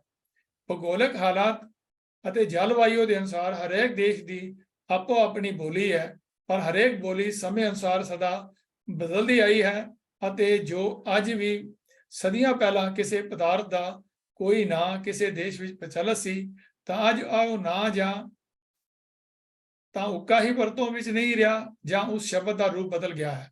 ਇਸੇ ਤਰ੍ਹਾਂ ਇਹਨਾਂ ਸ਼ਬਦਾਂ ਨੂੰ ਆਪੋ ਵਿੱਚ ਰਲਾ ਕੇ ਵਾਕ ਦੀ ਸ਼ਕਲ ਵਿੱਚ ਲਿਆ ਕੇ ਬੋਲਣ ਦੇ ਲਿਖਣ ਦਾ ਤਰੀਕਾ ਵੀ ਸਦਾ ਬਦਲਦਾ ਆਇਆ ਹੈ। ਤੋ ਇਹ ਬੋਲੀ ਦੇ ਬਾਰੇ ਔਰ ਜਿਹੜੀ ਵਿਚਾਰ ਸਾਹਿਬ ਸਿੰਘ ਜੀ ਨੇ ਦਿੱਤੇ ਹਨ ਕਿ ਕਿਸ ਤਰ੍ਹਾਂ ਪਹਿਲੇ ਪ੍ਰਾਕਿਰਤਕ ਬੋਲੀ ਸੀ, ਫਿਰ ਦੂਜੀਆਂ ਅਪਭ੍ਰੰਸ਼ ਬੋਲੀਆਂ, ਇਹ ਸਾਰੀਆਂ ਜਿਹੜੀਆਂ ਹਨ ਉਹ ਕਿਵੇਂ ਸਮੇਂ-ਸਮੇਂ ਦੇ ਵਿੱਚ ਇਹਦੇ ਅੰਦਰ ਜਿਹੜੀ ਹੈ ਡਿਵੈਲਪਮੈਂਟ ਜਿਹੜੀ ਹੁੰਦੀ ਆਈ ਹੈ। ਤਾਂ ਮਨੁੱਖਾਂ ਨੇ ਆਪਣੇ ਵੇਲੇ ਦੀਆਂ ਲਿਖਤਾਂ ਪੁਸਤਕਾਂ ਨੂੰ ਠੀਕ ਤਰ੍ਹਾਂ ਸਮਝੇ ਜਾਣ ਲਈ ਕਈ ਢੰਗ ਲੱਭੇ। ਜਿਵੇਂ ਕਾਦਰ ਦੀ ਕੁਦਰਤ ਵਿੱਚ ਕਿਤੇ ਵੀ ਕੋਈ ਕੰਮ ਬੇਨੀਮਾ ਨਹੀਂ ਹੋ ਰਿਹਾ, ਜਿਵੇਂ ਕਰਤਾਰ ਨੇ ਜੋ ਜਗਤ ਰਚਨਾ ਕੀਤੀ ਖਾਸ ਨਿਯਮਾਂ ਅਨੁਸਾਰ ਹੈ, ਤਿਵੇਂ ਸਮੇਂ-ਸਮੇਂ ਜੋ ਬੋਲੀ ਜਾਂਦੀ ਰਹੀ ਉਹ ਵੀ ਨਿਯਮਾਂ ਵਿੱਚ ਹੀ ਰਹੀ। ਸਿਆਣਿਆਂ ਨੇ ਉਹ ਨਿਯਮ ਲੱਭ ਲਏ, ਉਹਨਾਂ ਨੂੰ ਵਿਉਂਤ ਨਾਲ ਤਰਤੀਬ ਦੇ ਕੇ ਉਹਨਾਂ ਨਿਯਮਾਂ ਦੇ ਸੰਗ੍ਰਹਿ ਦਾ ਨਾਮ ਵਿਆਕਰਣ ਰੱਖ ਦਿੱਤਾ। ਭਾਵੇਂ ਇਸ ਵੇਲੇ ਵੇਦਾਂ ਦੀ ਸੰਸਕ੍ਰਿਤ ਕਿਤੇ ਬੋਲੀ ਨਹੀਂ ਜਾਂਦੀ, ਪਰ ਵਿਆਕਰਣ ਦੀ ਬਰਕਤ ਨਾਲ ਇਸ ਵੇਲੇ ਦੇ ਸੰਸਕ੍ਰਿਤ ਜਾਣਨ ਵਾਲੇ ਵਿਦਵਾਨ ਉਹਨਾਂ ਨੂੰ ਠੀਕ ਤਰ੍ਹਾਂ ਸਮਝ ਲੈਂਦੇ ਹਨ। ਹਰੇਕ ਦੇਸ਼ ਦੀ ਹਰੇਕ ਬੋਲੀ ਦਾ ਇਹੋ ਹੀ ਹਾਲ ਸਮਝੋ। ਹਿੰਦੂ ਸੱਜਣ ਵੇਦਾਂ ਨੂੰ ਆਕਾਸ਼ਬਾਣੀ ਮੰਨਦੇ ਚਲੇ ਆ ਰਹੇ ਹਨ, ਪਰ ਕਦੇ ਕਿਸੇ ਵਿਦਵਾਨ ਨੇ ਇਹ ਇਤਰਾਜ਼ ਨਹੀਂ ਕੀਤਾ ਕਿ ਇਸ ਆਕਾਸ਼ਬਾਣੀ ਦਾ ਵਿਆਕਰਣ ਨਹੀਂ ਹੋ ਸਕਦਾ ਜਾਂ ਨਹੀਂ ਹੋਣਾ ਚਾਹੀਦਾ। ਸਗੋਂ ਇਸ ਆਕਾਸ਼ਬਾਣੀ ਨੂੰ ਸਦਾ ਠੀਕ ਤਰ੍ਹਾਂ ਸਮਝਣ ਲਈ ਜਿੱਥੇ ਵੱਡੇ ਮਹਾਰਿਸ਼ੀ ਵੇਦਾਂ ਦੇ ਅਰਥ ਲਿਖਦੇ ਰਹੇ, ਉੱਥੇ ਉਹਨਾਂ ਨੇ ਵੇਦਾਂ ਦੀ ਸੰਸਕ੍ਰਿਤ ਦਾ ਵਿਆਕਰਣ ਵੀ ਬਣਾ ਦਿੱਤਾ। ਜੇ ਪੁਰਾਤਨ ਰਿਸ਼ੀ ਇਹ ਖਿਆਲ ਕਰਦੇ ਕਿ ਵੇਦਾਂ ਦਾ ਵਿਆਕਰਣ ਲਿਖਣਾ ਆਕਾਸ਼ਬਾਣੀ ਦੀ ਨਰਾਦਰੀ ਹੈ ਤਾਂ ਅੱਜ ਉਹਨਾਂ ਵੇਦਾਂ ਨੂੰ ਸਮਝਣਾ ਅਸੰਭਵ ਹੁੰਦਾ। ਬੋਲੀ ਸਦਾ ਬਦਲਦੀ ਆਈ ਹੈ। ਅੱਜ ਵੀ ਪੰਜਾਬੀ ਉਹ ਨਹੀਂ ਜੋ ਅੱਜ ਤੋਂ 500 ਸਾਲ ਪਹਿਲਾਂ ਸੀ। ਸ੍ਰੀ ਗੁਰੂ ਗ੍ਰੰਥ ਸਾਹਿਬ ਦੀ ਬਾਣੀ ਉਸ ਪੰਜਾਬੀ ਬੋਲੀ ਵਿੱਚ ਉਚਾਰਨ ਕੀਤੀ ਗਈ ਹੈ ਜੋ ਉਸ ਵੇਲੇ ਪ੍ਰਚਲਿਤ ਸੀ। ਤਦੋਂ ਤਾਂ ਕੋਸ਼ ਅੱਜ ਦੇ ਕੋਸ਼ ਤੋਂ ਕੁਝ ਵੱਖਰਾ ਸੀ। ਤਦੋਂ ਤਾਂ ਵਿਆਕਰਣ ਵੀ ਅੱਜ ਦੇ ਵਿਆਕਰਣ ਨਾਲੋਂ ਵਿਲੱਖਣ ਸੀ। ਗੁਰਬਾਣੀ ਦਾ ਵਿਆਕਰਣ ਲਿਖਣ ਦਾ ਉਦਮ ਕਰਨ ਵਾਲਿਆਂ ਵਿਰੁੱਧ ਇਤਰਾਜ਼ ਕੀਤਾ ਜਾਂਦਾ ਹੈ ਤੇ ਆਖਿਆ ਜਾਂਦਾ ਹੈ ਕਿ ਗੁਰਬਾਣੀ ਅਗਾਧ ਹੈ, ਇਸ ਦਾ ਥਾਂ ਕੋਈ ਨਹੀਂ ਪਾ ਸਕਦਾ। ਇਸ ਦਾ ਵਿਆਕਰਣ ਲਿਖਣਾ ਇਉਂ ਹੈ ਜਿਵੇਂ ਸਮੁੰਦਰ ਨੂੰ ਕੋਸੇ ਵਿੱਚ ਪਾਉਣ ਦਾ ਯਤਨ ਕਰਨਾ। ਇਹ ਇਤਰਾਜ਼ ਕਰਨ ਵਾਲੇ ਸੱਜਣਾ ਜੋਗ ਇਹ ਸੂਚਨਾ ਕਰ ਦੇਣੀ ਕਾਫੀ ਹੈ ਕਿ ਬਾਣੀ ਦੇ ਦੋ ਰੂਪ ਹਨ, ਵਰਣਾਤਮਕ ਤੇ ਉਚਾਰਨਾਤਮਕ। ਰੂਪ ਅਤੇ ਭਾਵਾਤਮਕ ਰੂਪ। ਇਤਿਹਾਸ ਵਿੱਚ ਕਈ ਥਾਈਂ ਲਿਖਿਆ ਮਿਲਦਾ ਹੈ, ਜਦ ਕਦੇ ਗੁਰੂ ਨਾਨਕ ਦੇਵ ਜੀ ਕਿਸੇ ਪਿਆਰ ਆਦਿਕ ਦੇ ਵਲਵਲੇ ਵਿੱਚ ਜੁੜਦੇ ਸਨ ਤਾਂ ਭਾਈ ਮਰਦਾਨੇ ਨੂੰ ਕਹਿੰਦੇ ਸਨ, ਮਰਦਾਨਿਆਂ ਬਾਜ਼ਾਰ ਰਬਾਬ ਬਾਣੀ ਆਈ ਹੈ। ਫਿਰ ਉਹ ਬਾਣੀ ਕਦੇ ਫਾਰਸੀ ਅੱਖਰਾਂ ਦੀ ਪੋਸ਼ਾਕ ਵਿੱਚ, ਕਦੇ ਸੰਸਕ੍ਰਿਤੀ ਅੱਖਰਾਂ ਦੇ ਵੇਸ਼ ਵਿੱਚ ਅਤੇ ਕਦੇ ਠੇਠ ਪੰਜਾਬੀ ਦੇ ਬਾਣੇ ਵਿੱਚ ਪ੍ਰਗਟ ਹੁੰਦੀ। ਬਾਹਰਲਾ ਰੂਪ ਭਾਵੇਂ ਕੋਈ ਹੁੰਦਾ ਸੀ, ਧੁਰ ਅੰਦਰ ਜਜ਼ਬਾ ਇੱਕੋ ਹੀ ਸੀ। ਧੁਰ ਅੰਦਰਲੀ ਬਾਣੀ ਇੱਕੋ ਹੀ ਹੁੰਦੀ ਸੀ। ਉਸੇ ਧੁਰ ਅੰਦਰਲੀ, ਉਸੇ ਗੁਪਤੀ ਬਾਣੀ, ਕੇਵਲ ਉਸੇ ਰੱਬੀ ਵਲਵਲੇ ਬਾਬਤ ਹੀ ਗੁਰੂ ਸਾਹਿਬਾਨ ਨੇ ਆਰਾਮਕਲੀ ਮਹਲਾ ਪਹਿਲਾ ਦੱਖਣੀ ਓਂਕਾਰ ਪੰਨਾ 935 ਦੇ ਉੱਪਰ ਇਹ ਅਮੋਲਕ ਬੋਲ ਵਾਇਵਨ ਕੀਤੇ ਕਿ ਬਾਣੀ ਬਿਰਲੋ ਵਿਚਾਰਸੀ ਜੇ ਕੋ ਗੁਰਮੁਖ ਹੋਏ, ਇਹ ਬਾਣੀ ਮਹਾਂਪੁਰਖ ਕੀ ਨਿਜਕਰ ਵਾਸਾ ਹੋਏ। ਇਸ ਗੁਪਤੀ ਬਾਣੀ ਨੂੰ ਉਹ ਵਿਚਾਰ ਸਕਦਾ ਹੈ, ਉਹੀ ਅਨੁਭਵ ਕਰ ਸਕਦਾ ਹੈ ਜੋ ਗੁਰੂ ਮਹਾਂਪੁਰਖ ਵਿੱਚ ਲੀਨ ਹੈ। ਨਹੀਂ ਤਾਂ ਜਿਸ ਦੇ ਅੰਦਰ ਇਹ ਵਲਵਲਾ ਨਹੀਂ ਉੱਠਿਆ, ਇਹ ਲਹਿਰ ਨਹੀਂ ਚੱਲੀ, ਉਹ ਇਸ ਵਲਵਲੇ ਤੇ ਤਰੰਗ ਦੀ ਸਾਰ ਕੀ ਜਾਣ ਸਕਦਾ ਹੈ। ਸੁਹੀ ਰਵਿਦਾਸ ਜੀ ਵਿੱਚ ਪੰਨਾ ਨੂੰ 793 ਦੇ ਉੱਪਰ ਲਿਖਦੇ ਹਨ ਭਗਤ ਰਵਿਦਾਸ ਜੀ, ਸੋ ਕਦ ਜਾਣੇ ਪੀਰ ਭਰਾਈ, ਜਾਂ ਕੇ ਅੰਦਰ ਦਰਦ ਨਾ ਪਾਈ। ਪਰ ਇਹ ਡੂੰਘਾਈ ਦੇ ਅਗਾਧਤਾ ਕੇਵਲ ਭਾਵਾਤਮਕ ਬਾਣੀ ਵਾਸਤੇ ਹੈ, ਕੇਵਲ ਅੰਦਰਲੇ ਉੱਚੇ ਜਜ਼ਬੇ ਵਾਸਤੇ ਹੈ। ਵਿਆਕਰਣ ਦਾ ਸੰਬੰਧ ਵਰਣਾਤਮਕ ਰੂਪ ਨਾਲ ਹੈ, ਬੋਲੀ ਨਾਲ ਹੈ। ਬਾਣੀ ਦੇ ਵਰਣਾਤਮਕ ਤੋਂ ਰੂਪ ਤੋਂ ਨਾਵਾਕਿਫ ਕਈ ਸੱਜਣ ਇਹ ਵੀ ਆਖਦੇ ਸੁਣਦੇ ਹਨ ਕਿ ਗੁਰਬਾਣੀ ਦੀ ਅਲਗਾ ਮਾਤਰਾ ਇੱਕ ਵਾਧੂ ਤੇ ਵਿਅਰਥ ਮਿਹਨਤ ਹੈ। ਇਹ ਬੰਧਨ ਹਟਾ ਦੇਣੇ ਚਾਹੀਦੇ ਹਨ। ਉੱਪਰਲੇ ਦੋਹਾਂ ਕਿਸਮਾਂ ਦੇ ਇਤਰਾਜ਼ਾਂ ਵਾਲੀਆਂ ਦੀ ਤਸੱਲੀ ਵਾਸਤੇ ਹੇਠਾਂ ਨਮੂਨੇ ਮਾਤਰ ਕੁਝ ਪ੍ਰਮਾਣ ਦਿੱਤੇ ਜਾਂਦੇ ਹਨ, ਜਿਨ੍ਹਾਂ ਤੋਂ ਇਹ ਸਾਫ਼ ਸਿੱਧ ਹੋ ਜਾਂਦਾ ਹੈ ਕਿ ਇਹਨਾਂ ਲਗਾ ਮਾਤਰਾ ਦਾ ਸੰਬੰਧ ਕਿਸੇ ਵਿਆਕਰਣ ਨਾਲ ਹੈ। ਜਿਵੇਂ ਜਨ ਨਾਨਕ ਅਟੁੱਟ ਧਨ ਪਾਇਆ, ਇੱਥੇ ਨਾਨਕ ਦੇ ਕੱਕੇ ਨੂੰ ਸਿਆਰੀ ਹੈ। ਫਿਰ ਅੱਗੇ ਉੱਥੇ ਅਗਲੇ ਜਿਹੜਾ ਬੰਦ ਹੈ ਉਹਦੇ ਚ ਆਉਂਦਾ ਹੈ ਜਨ ਨਾਨਕ ਕੇ ਪ੍ਰਭ ਆਏ ਮਿਲ, ਇੱਥੇ ਨਾਨਕ ਦਾ ਕੱਕਾ ਮੁਕਤਾ ਹੈ। ਇਹ ਪੰਨਾ 1315 ਦੇ ਉੱਪਰ ਕਾਂਡਰੇ ਕੀ ਵਾਰ ਵਿੱਚ ਚੌਥੇ ਪਾਤਸ਼ਾਹ ਦਾ ਉਚਾਰਿਆ ਸ਼ਬਦ ਹੈ। ਫਿਰ ਅੱਗੇ ਘਰ ਮੈਂ ਘਰ ਦਿਖਾਏ ਦੇ, ਘਰ ਪਹਿਲਾ ਹੈ ਰਾਰਾ ਮੁਕਤਾ ਹੈ, ਉਹ ਦੂਸਰਾ ਘਰ ਜਿਹੜਾ ਉਹ ਰਾਰਾ ਜਿਹੜਾ ਹੈ ਔਂਕੜ ਨਾਲ ਹੈ, ਦਿਖਾਏ ਦੇ ਸੋ ਸਤਿਗੁਰ ਪੁਰਖ ਸੁਜਾਨ, ਇਹ 1290 ਅੰਕ ਦੇ ਉੱਪਰ ਹੈ। ਦੇਸ਼ ਦਿਸੰਤਰ ਭਵ ਥੱਕੇ ਤੁਧ ਅੰਦਰ ਆਪ ਲੁਕਾਇਆ, ਇੱਥੇ ਆਪ ਜਿਹੜਾ ਪੱਪੇ ਨੂੰ ਔਂਕੜ ਹੈ। ਗੁਰ ਕਾ ਸ਼ਬਦ ਰਤਨ ਹੈ, ਕਰ ਚਾਨਣ ਆਪ ਦਿਖਾਇਆ, ਇਹਦੇ ਪੱਪੇ ਨੂੰ ਸਿਆਰੀ ਹੈ, 1290 ਅੰਕ। ਅੰਧੀ ਕਮੀ ਅੰਧ ਮਨ, ਮਨ ਅੰਧੇ ਤਨ ਅੰਧ। ਅੰਧੀ ਕਮੀ ਅੰਧ ਮਨ ਜਿਹੜਾ ਹੈ ਉੱਥੇ ਨੰਨੇ ਨੂੰ ਔਂਕੜ ਹੈ, ਤੇ ਮਨ ਦੇ ਨੰਨੇ ਨੂੰ ਅਗਲੇ ਮਨ ਦੇ ਨੰਨੇ ਨੂੰ ਸਿਆਰੀ ਹੈ, ਅੰਧੇ ਤਨ ਅੰਧ। ਤੋਂ ਇਸ ਤਰ੍ਹਾਂ ਕਈ ਪ੍ਰਮਾਣ ਜਿਹੜੇ ਹਨ ਉਹ ਗੁਰਬਾਣੀ ਵਿੱਚੋਂ ਪ੍ਰੋਫੈਸਰ ਸਾਹਿਬ ਸਿੰਘ ਜੀ ਨੇ ਦਿੱਤੇ ਹਨ ਇਸ ਗੱਲ ਨੂੰ ਸਿੱਧ ਕਰਨ ਵਾਸਤੇ ਕਿ ਗੁਰਬਾਣੀ ਜਿਹੜੀ ਹੈ ਇਹ ਇਸ ਨੂੰ ਭਾਵਨਾਤਮਕ ਵਿਚਾਰ ਹੋ ਰਿਹਾ ਹੈ, ਲੇਕਿਨ ਜਿੱਥੇ ਤੱਕ ਉਹਦੀ ਲਿਖਤ ਦੀ ਗੱਲ ਹੈ ਉੱਥੇ ਵਿਚਾਰ ਜਿਹੜੇ ਹੋਰ ਹਨ। ਤੋ ਇੱਥੇ ਇੱਕ ਗੱਲ ਹੋਰ ਪ੍ਰੋਫੈਸਰ ਸਾਹਿਬ ਸਿੰਘ ਜੀ ਸਾਡੇ ਨਾਲ ਸਾਂਝੀ ਕਰਦੇ ਹਨ ਕਿ ਮਈ 1917 ਵਿੱਚ ਉਹਨਾਂ ਨੂੰ ਗੁਰੂ ਨਾਨਕ ਖਾਲਸਾ ਕਾਲਜ ਗੁਜਰਾਂਵਾਲੇ ਵਿੱਚ ਸੰਸਕ੍ਰਿਤ ਤੇ ਗੁਰਬਾਣੀ ਪੜ੍ਹਾਉਣ ਦੀ ਸੇਵਾ ਤੇ ਲਾਇਆ ਗਿਆ। ਫਰਵਰੀ 1920 ਤੱਕ ਸਧਾਰਨ ਤੌਰ ਤੇ ਉਹਨਾਂ ਦਾ ਕੰਮ ਚੱਲਦਾ ਰਿਹਾ, ਪਰ ਅਜੇ ਤਾਈਂ ਉਹਨਾਂ ਨੂੰ ਗੁਰੂ ਗ੍ਰੰਥ ਸਾਹਿਬ ਜੀ ਦੀ ਸਾਰੀ ਬਾਣੀ ਦੀ ਵਿਚਾਰ ਕਰਨ ਦਾ ਮੌਕਾ ਕਿਤੇ ਨਹੀਂ ਲੱਭਾ। ਤੋਂ ਫਰਵਰੀ 1920 ਵਿੱਚ ਸਰਦਾਰ ਜੋਤ ਸਿੰਘ ਜੀ MA ਕਾਲਜ ਦੇ ਪ੍ਰਿੰਸੀਪਲ ਬਣ ਕੇ ਆਏ। ਉਹਨਾਂ ਦੇ ਉਪਦੇਸ਼ ਦੇ ਸਹਾਇਤਾ ਨਾਲ ਉਹਨਾਂ ਨੇ ਗੁਰੂ ਗ੍ਰੰਥ ਸਾਹਿਬ ਜੀ ਦੀ ਬਾਣੀ ਦੀ ਵਿਚਾਰ ਸ਼ੁਰੂ ਕੀਤੀ। ਸੋ ਉਹਨਾਂ ਦੀ ਇਸ ਮਿਹਰ ਸਦਕਾ ਮੈਂ ਉਹਨਾਂ ਦਾ ਜਿਤਨਾ ਵੀ ਧੰਨਵਾਦ ਕਰ ਸਕਾਂ ਉਹ ਥੋੜਾ ਹੈ। ਸੋ ਇਹ ਜਿਹੜੀ ਵਿਚਾਰ ਹੈ ਇਹ ਮੈਂ ਆਪ ਜੀ ਦੇ ਨਾਲ ਅੱਗੋਂ ਸਮਾਂ ਲੈ ਕਰਕੇ ਜੋ ਦਰਪਣ ਲਿਖਿਆ ਹੈ ਉਸ ਬਾਰੇ ਕਿਸ ਤਰ੍ਹਾਂ ਦਾ ਉਹਨਾਂ ਦਾ ਗਰੁੱਪ ਬਣਿਆ ਸੀ, ਕਿਸ ਤਰ੍ਹਾਂ ਉਹਨਾਂ ਨੇ ਗੁਰਬਾਣੀ ਵਿਆਕਰਣ ਵਾਲੇ ਪਾਸੇ ਅੱਗੇ ਆਏ, ਮੈਂ ਉਹ ਆਪ ਜੀ ਦੇ ਨਾਲ ਸਾਂਝੀ ਕਰਾਂਗਾ। ਤੋ ਅੱਜ ਦੀ ਵਿਚਾਰ ਕਰਦਿਆਂ ਹੋਇਆਂ ਅਨੇਕਾਂ ਭੁੱਲਾਂ ਦੀ ਆਪ ਪਾਸੋਂ ਮੈਂ ਖਿਮਾ ਮੰਗਦਾ ਹੋਇਆ ਗੱਜ ਕੇ ਫਤਿਹ ਬੁਲਾਉਂਦਾ ਹਾਂ। ਵਾਹਿਗੁਰੂ ਜੀ ਕਾ ਖਾਲਸਾ, ਵਾਹਿਗੁਰੂ ਜੀ ਕੀ ਫਤਿਹ।